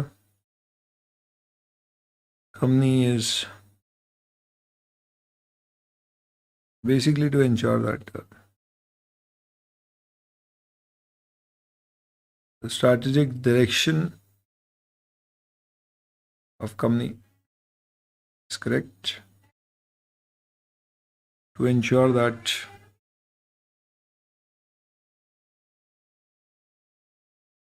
accountability of management, to prepare financial statements, design, implement, maintain, लिखाऊंगा मैं आगे, internal controls is established. So they are not basically the one who are into management of the affairs of the company,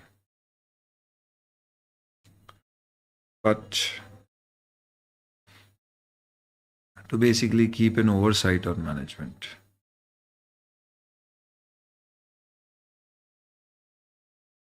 her company में नहीं होते, few companies may not have TCWG. Hence, management itself will perform the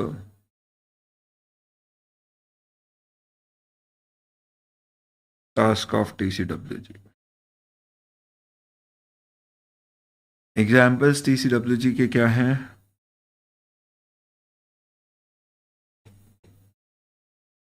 Audit committee अगर कभी आपने सुना हो, could be, let's say, a board of governors. It could be independent directors. It could be a holding company or subsidiary. Can be a TCWG for subsidiary. समझा रहा हूं, अभी मैं लिखवा दूं पहले, फिर समझाऊंगा भी।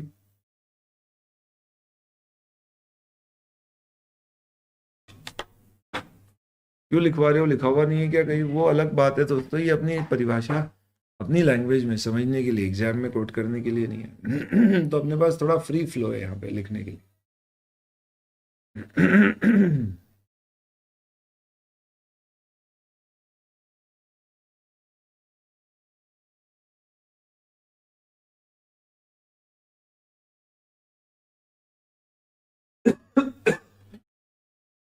नोट करो।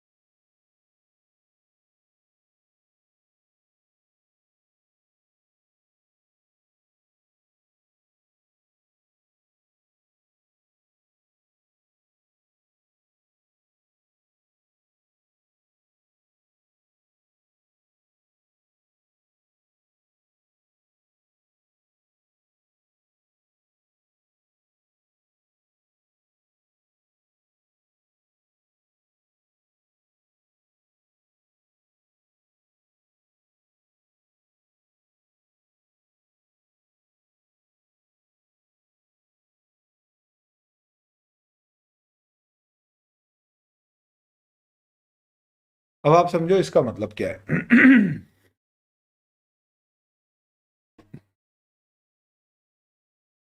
ये आपकी घर में बा दादाजी जब कामकाज नहीं देखते बट बाबूजी ताऊजी नजर रखते,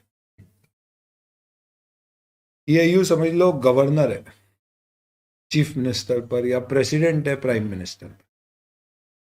बेस्ट एग्जाम्पल आपकी स्कूल में हो सकता है ये ट्रस्टीज और प्रिंसिपल के ऊपर है। यानी ये वो लोग हैं जिनको इसलिए रखा गया है क्यों, क्योंकि इनको मालूम है कि भैया जो मैनेजमेंट है वो मैनेजमेंट कंपनी चला रहा है, तो हो सकता है कई जगह वो क्या करे, मजबूरी में भले ही गड़बड़ करने के लिए नहीं, मजबूरी में कुछ ऐसी हरकतें कर दे जो नैतिक नहीं है, जैसे लॉ का तोड़ना, उल्लंघन करना, टैक्स बचाने की कोशिश करना अनैतिक तरीके से, गलत तरीके से, या शेयर की प्राइस बहुत गिर रही है तो उसको बचाने के चक्कर में थोड़े प्रॉफिट बढ़ा के दिखा देना, या कंपनी में इंटरनल ऑडिटर ने कई सारी खामियां निकाली है पर उन्हें लगता है कि यार ये खामियां अगर आगे रिपोर्ट हो गई तो हो सकता है कि कंपनी की इमेज काफ़ी ख़राब हो जाए, तो इसे अभी इंटरनल रखते हैं, बाहर नहीं जाने देते, न्यूज़ छुपाते, इंटरनल ऑडिटर को बोलना कि भैया ये रिपोर्ट में मत डाल। कंपनी की स्थिति थोड़ी ख़राब है तो हो सकता है मैनेजमेंट थोड़ा फोर्स हो ये करने के लिए कि यार चलो एक काम करते हैं, रिलेटेड पार्टी के साथ ट्रांजैक्शन करके सेल बढ़ा के दिखा देते इस साल, फिर अगले साल देखेंगे। तो इस तरह की सारी चीज़ें अगर कंपनी में होने लग गई, खास तौर पे उन कंपनियों में जहाँ पे लिस्टेड कंपनी है, पब्लिक का पैसा लगा हुआ है, तो प्रॉब्लम क्या आएगी दोस्तों, ऐसी सिचुएशन में दिक्कत यह है कि आप जो कर रहे हो वो गलत है, क्योंकि जनता का पैसा आपने लगाया है और आप, क्योंकि कंपनी के फाइनेंशियल स्टेटमेंट्स या मैनेजमेंट आपके हाथ में, आप एक तरह से मिसयूज कर रहे हो, आईआईओ कर रहे हो, जो कि इलीगल है, गलत है। भाई आपका पैसा होता तब तक ठीक था, पर जनता का पैसा है तो आपके पास कोई अधिकार नहीं है जो एक्चुअल है बताना चाहिए।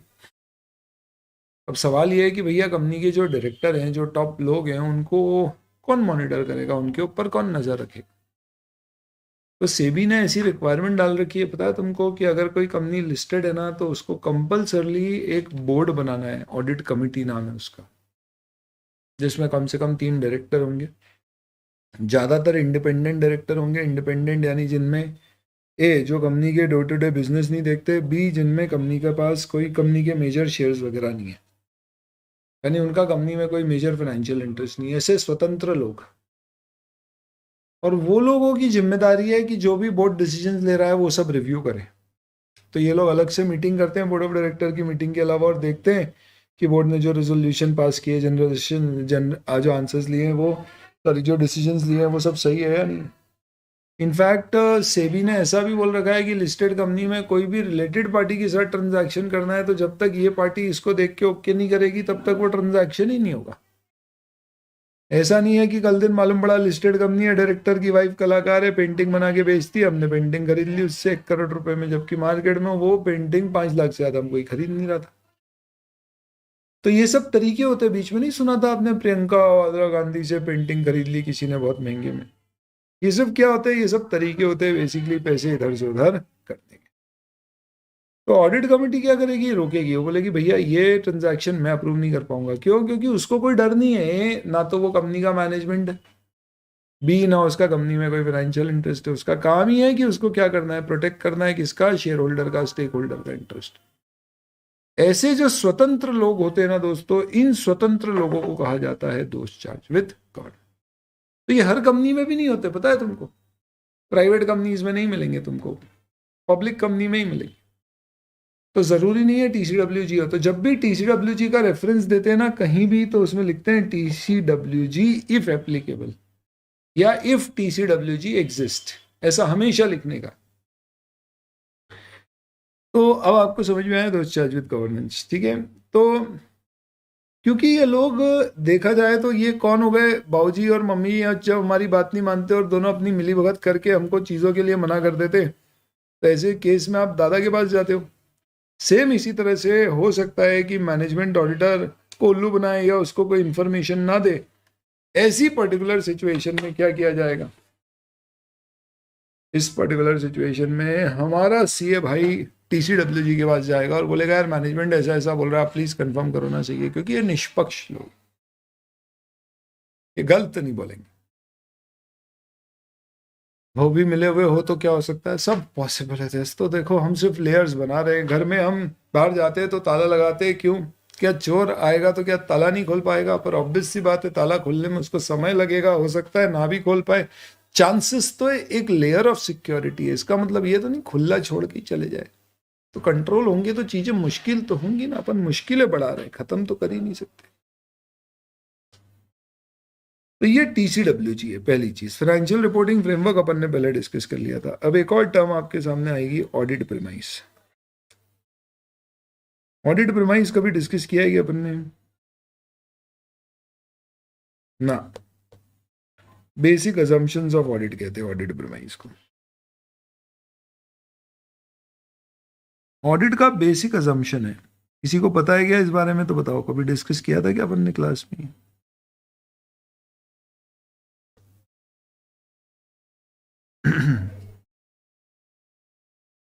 बताओ ना यार।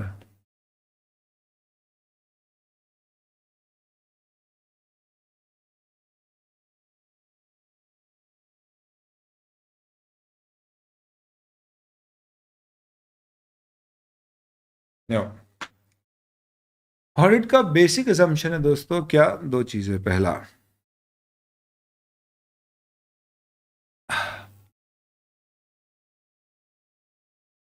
प्रिपरेशन एंड प्रेजेंटेशन, मैं शॉर्ट में लिख रहा हूं ना। पहला बेसिक असम्पशन है that financial statement to be prepared as per financial reporting framework, free from misstatements,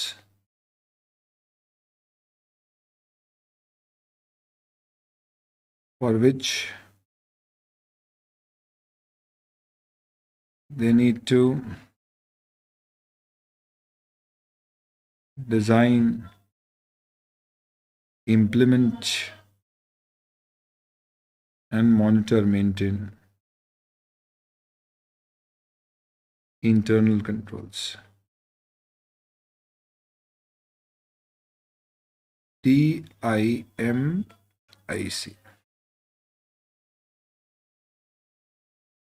क्योंकि बड़ी बड़ी कंपनियों में फाइनेंशियल स्टेटमेंट बनाने के लिए आपको कंट्रोल्स, पॉलिसीज, प्रोसीजर, सिस्टम्स बनाना पड़ेंगे। उसके बिना आप इंश्योर नहीं कर पाओगे कि सारी चीज़ें सही चल रही है। Financial statements are to be prepared as per financial reporting framework, which are free from material misstatement, for which they need to design, implement, and maintain internal controls. ये किसकी जिम्मेदारी है? It is the responsibility of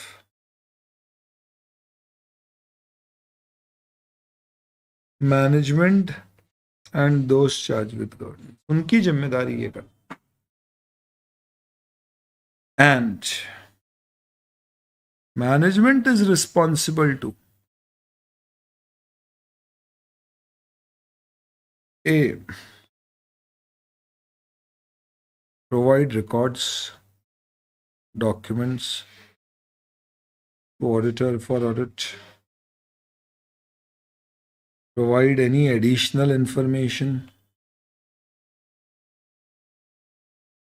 required for audit,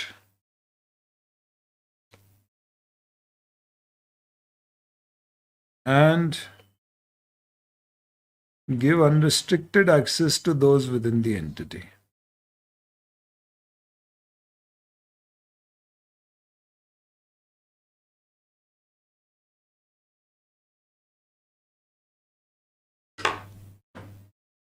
unrestricted access to those within the entity का मतलब क्या होता है? कोई भी कंपनी के एम्प्लॉय है या इंटरनल ऑडिटर है, उससे हम बात करें तो मैनेजमेंट हमें मना नहीं करेगा। हम ऑडिट रिलेटेड ही बात करेंगे, पर मैनेजमेंट ये नहीं बोलेगा क्यों इंटरनल ऑडिटर से क्यों बात कर रहे थे। ऑडिट रिलेटेड बात आप किसी से भी कर सकते हैं। हाँ, डायरेक्टर की सेक्रेटरी से आप कुछ और बातें कर रहे थे, डायरेक्टर को आपत्ति है, वो पर्सनल मैटर है। अरे सर, तो कल दिन मैं ऑडिट करने जाऊँ और मैनेजमेंट को बोलूँ सुनो मैनेजमेंट मुझे ऑडिट करना है और सबसे पहले मैं परचेज चेक करना चाहूँगा, लाओ परचेज के वाउचर्स दो, बिल्स दो। मैनेजमेंट ने बोला ढूंढ लो। हमने बोला है, उन्होंने बोला तुमको ऑडिट करना है तुम ढूंढो। हमने बोला हम कैसे ढूंढे, आप बताओगे तो ही तो मालूम पड़ेगा। उन्होंने बोला हम क्यों पता है, तुम्हारी जिम्मेदारी, तुम ढूंढो। हम यार अजीब आदमी है। हमने इधर उधर पता किया, हमने बोला मिल गए दो, बोले हाँ ले लो। यार हम क्यों ले, आपको देना चाहिए, आपकी चीज है, हम कैसे उठा ले। कोई बात नहीं, मत उठाओ, मत देखो। इसे पगले मैनेजमेंट का ऑडिट ही नहीं करना आपने को। तो मैंने मैनेजमेंट को बोला ऐसे करोगे तो मैं छोड़ दूंगा ऑडिट। तो बोले यार ऐसा था तो तुमको शुरू में ही बता देना था ना कि डेटा भी हमको ही देना है, एक्सप्लेनेशन भी हमको ही देने हैं, बात भी तुमको किसी से भी करने की पावर चाहिए, फाइनेंशियल स्टेटमेंट भी हमको ही बनाने हैं, इंटरनल कंट्रोल भी हमको ही बनाने हैं, तुमको बस आना है और मस्त बैठ के चेक करना है, गलती निकालनी है और निकल जाना है। हमने बोला तो ऐसे ही तो करना है, ऑडिटर का मतलब ही यही होता है, तुम मैनेजमेंट हो, तुम्हारी जिम्मेदारी बनाना, हमारी चेक करना है। तुम मेकर हो, हम चेकर हैं। अरे यार कैसी बात कर रहे हो, एग्जाम दी होगी ना कभी, मैनेजमेंट को सिखा रहे हैं हम। कोई पास वास हुए हो, कोई डिग्री डिग्री दी है, कोई कॉलेज वॉलेज गए हो। बोले हाँ दिए, बीकॉम में पास हुए, डबल बीकॉम में हमारा 2 बार किया है। हमला तो एग्जाम होती थी ना, तो एग्जाम में क्या होता था, तुम कॉपी ही लिखते थे और चेक कोई और करता था। तुम थोड़ी ना कॉपी में लिख देते थे चेकर को कि तुम ही अपने हिसाब से लिख लेना, हमारा काम चेक करने का बेटा, कॉपी बनाने का नहीं। उसने बोला क्या गजब एग्जाम्पल दिया, अब समझ में आया कि ये सारी जिम्मेदारी हमारी है, ठीक है अगली बार से करेंगे, इस बार तो कर दो। तो ये सब लफड़े ना है, इसलिए आप पहले ही एंगेजमेंट लेटर में मैनेजमेंट को बोल दो सुन ले मैनेजमेंट, 2 चीजें कान खोल के, भगवान ने 2 कान तुझे इसलिए नहीं दिए ताकि तू इधर और इधर दोनों से सुन सके, तुझे 2 चीजें दिमाग में फिट करनी है, इसके लिए 2 कान है। पहली चीज फाइनेंशियल स्टेटमेंट तैने बनाना है, उसके लिए इंटरनल कंट्रोल चाहिए, तूने बनाने हैं। तूने इंश्योर करना है कि जो फ्रेमवर्क है फाइनेंशियल स्टेटमेंट बनाने का वो फॉलो होए। मैंने नहीं करना है, ये सब तेरी जिम्मेदारी है, तेरी TCWG। और दूसरे कान से सुन, आप ये इसकी हो गई बात, इससे सुन, तू हमें सारी इंफॉर्मेशन देगा, एक्सप्लेनेशन देगा, रिकॉर्ड्स देगा, जरूरत पड़ने पे किसी से भी बात करने के लिए हमें परमिशन देगा विद इन दी एंटिटी। हाँ एंटिटी के बाहर बात करनी है तो हम आपसे परमिशन लेंगे, ऐसे हम आपके सीधे कस्टमर के घर नहीं पहुंच जाएंगे, वो ठीक बात है, पर विद इन दी एंटिटी। अगर तुझे ये दोनों कान से सुनाई गई कंडीशन स्वीकार है तो ही तेरा ऑडिट में एक्सेप्ट करूंगा, नहीं तो हटा तेरा ऑडिट नहीं करना। Management is responsible to provide access documents to auditor, provide additional information required for audit and give unrestricted access to those within the entity. ये चीज ज्यादा अच्छे से यहां लिखी हुई है, आ जाओ बेटा आ जाओ। पहला प्री कंडीशन है हमारी, यानी कि ऑडिट स्वीकार करने की शर्त है। हमारी कुछ शर्तें बिफोर वी एक्सेप्ट ऑडिट, होता है ना, विल यू मैरी मी, इसने बोला मेरी कुछ शर्तें। हमने बोला ओ pre conditions before you give your acceptance, nice. सबसे पहली शर्त है कि मैनेजमेंट फाइनेंशियल रिपोर्टिंग फ्रेमवर्क वैसा यूज करे जो कि एक्सेप्टेबल है और वो ऑडिट प्रेमाइज को स्वीकार करे। क्या है ऑडिट प्रेमाइज, अरे यही है audit premise. Weather financial reporting framework is acceptable,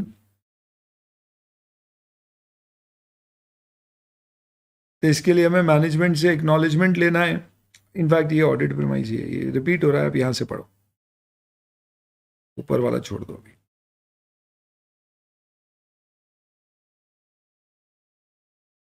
यहां से पढ़िए। हमें मैनेजमेंट से सबसे पहले तो ये बोलना है, पहले अपन बी वाला पॉइंट पढ़ रहे हैं, if you don't mind. Management से एक अग्रीमेंट लेंगे कि management agrees and acknowledges and understands its responsibility, that it is the management who is responsible for preparation of financial statement as per applicable framework, as well as for internal control as they consider it necessary to design implement. Internal control में क्या, to design implement and maintain। तो ये management की जिम्मेदारी है। और दूसरी management की जिम्मेदारी है कि वो सारी इंफॉर्मेशन का हमें एक्सेस देगा, रिकॉर्ड्स, डॉक्यूमेंट्स, कोई भी एडिशनल इंफॉर्मेशन जो हमें चाहिए वो देगा, और अनरिस्ट्रिक्टेड एक्सेस, ये भी इसी का पॉइंट है।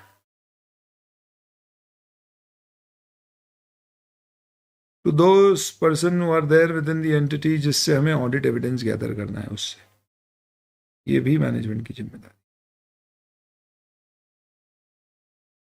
अगर मैनेजमेंट इन सारी जिम्मेदारियों को स्वीकार करने को तैयार है तो ही मैनेजमेंट में तुम्हारा ऑडिट स्वीकार करूंगा, नहीं तो कोई दिक्कत नहीं, हम दूसरी जगह हमारी दुकान बसा लेंगे।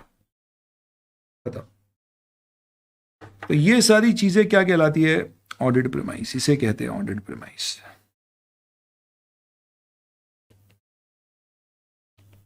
प्रेमाइस शब्द का मतलब तो सर लोकेशन होती है ना, तो इसलिए इंटर के बच्चे हो तुम, छोटे छोटे, इसलिए तुमको मैं प्रेमाइस शब्द का मीनिंग बताता हूँ।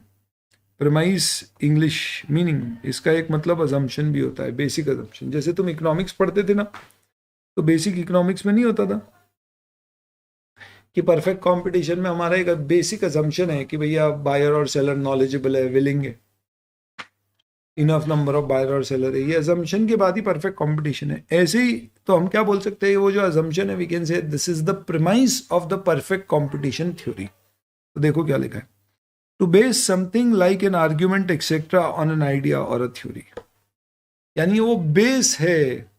His research is based on premise stated earlier, यानी उसकी रिसर्च उस अजम्पशन पर बेस्ड है जो हमने पहले लिखा है। तो ये प्रेमाइस का मतलब है, ध्यान रखना, प्रेमाइसिस नहीं है, ये प्रेमाइस है।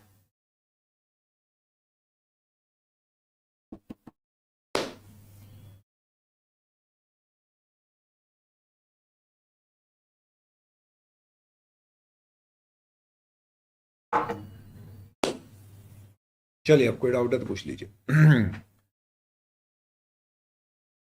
तो क्या जिम्मेदारी है भैया ऑडिटर की? नहीं, ऑडिटर की नहीं, मैनेजमेंट की। क्या पहली जिम्मेदारी फाइनेंशियल स्टेटमेंट वो बनाएगा, दूसरी जिम्मेदारी जानकारी वो देगा। फाइनेंशियल स्टेटमेंट उसको कैसे बनाना है? फ्रेमवर्क के अनुसार। कौन सा फ्रेमवर्क? जो उस पर लागू होता है। फ्रेमवर्क का मतलब क्या है? जो भी लॉ एंड रेगुलेशन। तो उसको इंडेस फॉलो करना है या यस, ये कौन डिसाइड करेगा? वो उसकी जिम्मेदारी वो देखे और वो पता करे और बनाए,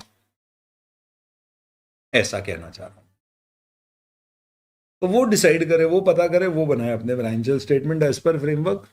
अब क्या होता है, फाइनेंशियल स्टेटमेंट बनाने के लिए हो सकता है उसको इंटरनल कंट्रोल की जरूरत पड़े। जैसे आप सोचो एक बैंक है जिसकी 10,000 ब्रांचेस है, तो कैसे फाइनेंशियल स्टेटमेंट बनाएगी जब तक उसके प्रॉपर सिस्टम नहीं हो।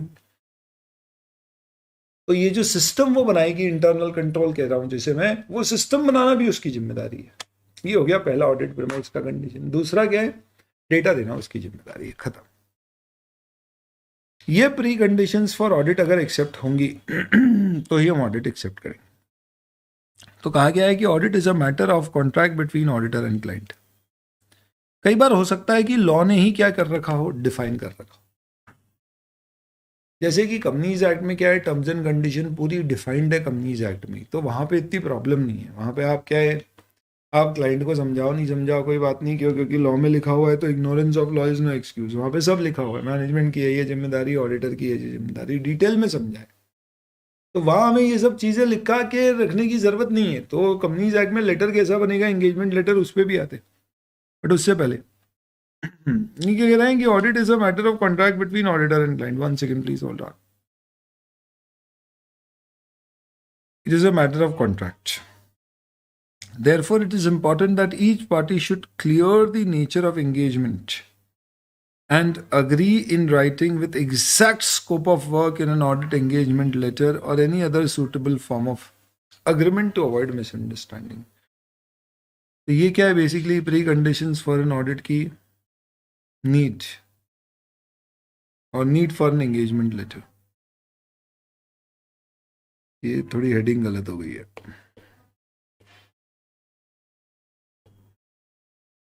Need of an engagement letter क्यों जरूरी है? वो रिपीट हो गई, गलत हेडिंग है। एंगेजमेंट लेटर की क्या जरूरत है? तो बाद में मिसअंडरस्टैंडिंग और कंफ्यूजन ना हो, इसलिए। अगला, एंगेजमेंट लेटर के अंदर कंटेंट क्या क्या होना चाहिए? अब आप बताइए, जब आप ऑडिटर मैनेजमेंट के साथ ऑडिट फाइनलाइज कर चुका है और एक अग्रीमेंट बना रहे हैं ताकि उस अग्रीमेंट में चीज़ें लिखवा ले अपन, और वो फिर हमारे लिए एक बेसिस बन जाए कि बाद में झगड़े हों तो भाई इसके आधार पे हम डिसाइड करेंगे कि इसकी क्या जिम्मेदारी।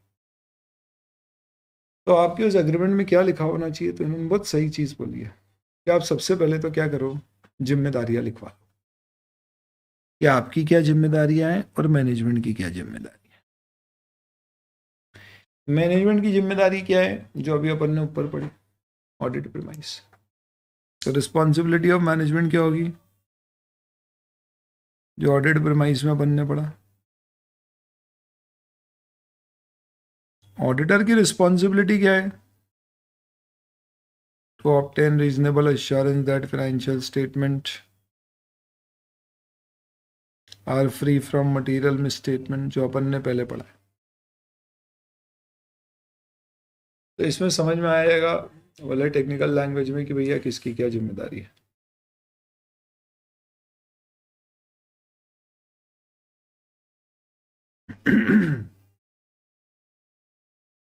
और आप objective of scope of audit of financial statement लिख दो, तो वो रिस्पॉन्सिबिलिटी और ऑब्जेक्टिव ऑफ स्कोप सिमिलर चीज होगी।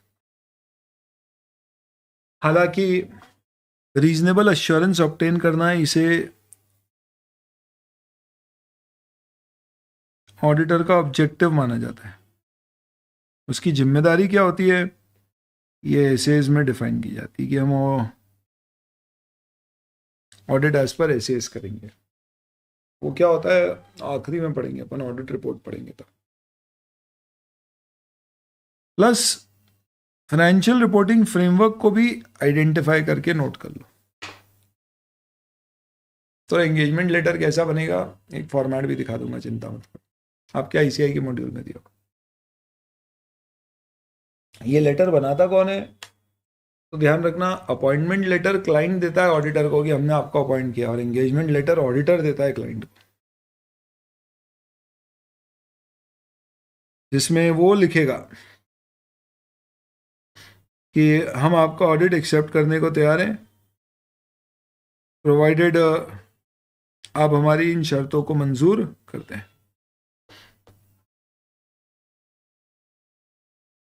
तो ये जो लेटर है, this letter is given by auditor to management for their acceptance.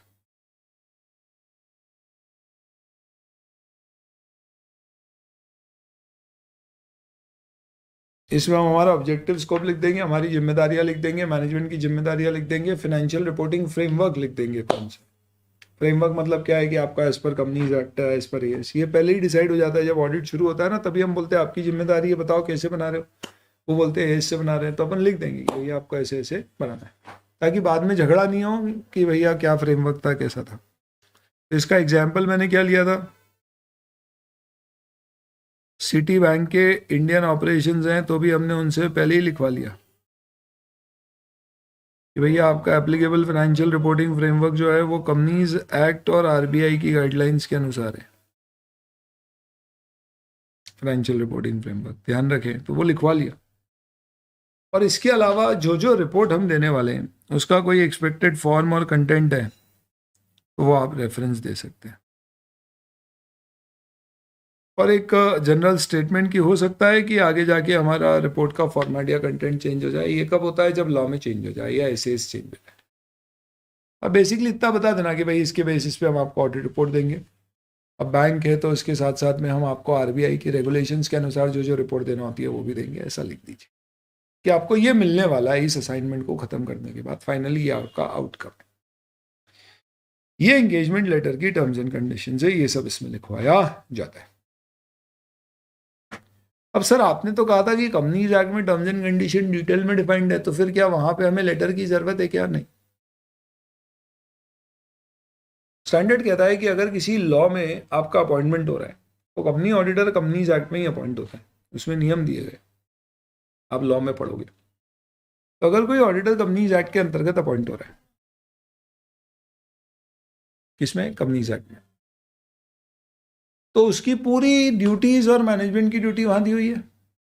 तो अब आप ऑडिट एक्सेप्ट करोगे तो आपको क्या ये लेटर एज पर ऐसे 210 बनाना है? नहीं, आप सिर्फ एक ऐसा लेटर बना लेना कि हमारा ऑडिट इस एक्ट के अंतर्गत हुआ है और इस एक्ट की टर्म्स से गवर्न होगा।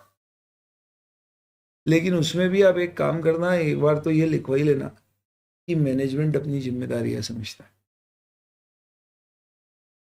काय की जिम्मेदारियां?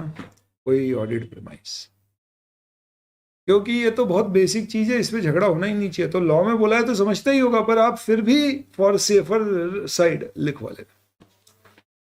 तो अगर एंगेजमेंट लेटर की टर्म्स लॉ रेगुलेशन ने प्रिस्क्राइब डिटेल में कर रखी है, एज इन उसमें सब चीजें की कंफ्यूजन नहीं आएगा, तो आपको अलग से रिटर्न अग्रीमेंट नहीं बनाना है, पर तब बनाना पड़ेगा जब ये लॉ और रेगुलेशन खुद ही बोले कि नहीं एंगेजमेंट लेटर अलग से लो।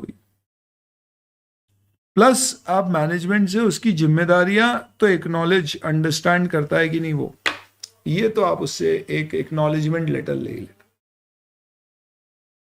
यानी इस केस में आप क्या बोलोगे, हमें जो अपॉइंट करेंगे तो we are please to accept the audit, our audit will be governed as per the provisions of the companies act and we request management to confirm कि वो it understands and acknowledges its responsibility of A. Preparing financial statement as per framework, designing, implementing, maintaining internal control, providing all information to the auditor.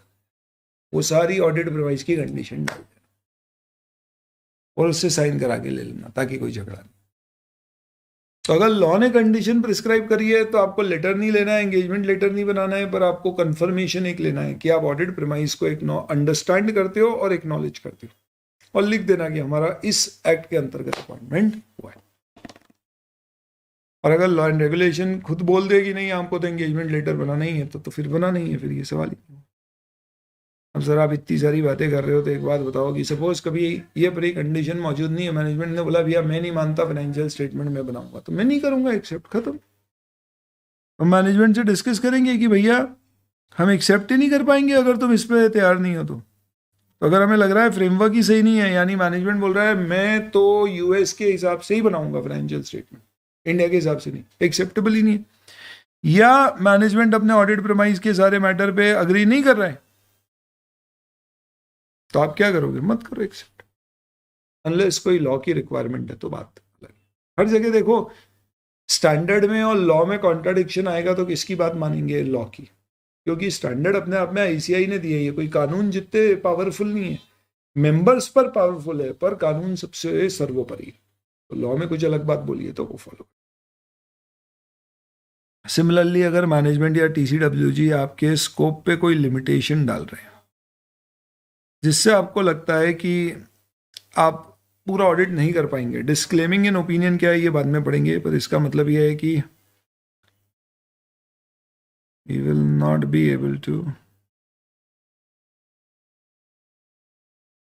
Complete all areas of audit, तो आप ऐसी चीज accept ही नहीं करोगे unless law की requirement. हर जगह ये लिखा हुआ रहेगा अनलेस लॉ रिक्वायर्स, मतलब क्या है देखिए दोस्तों,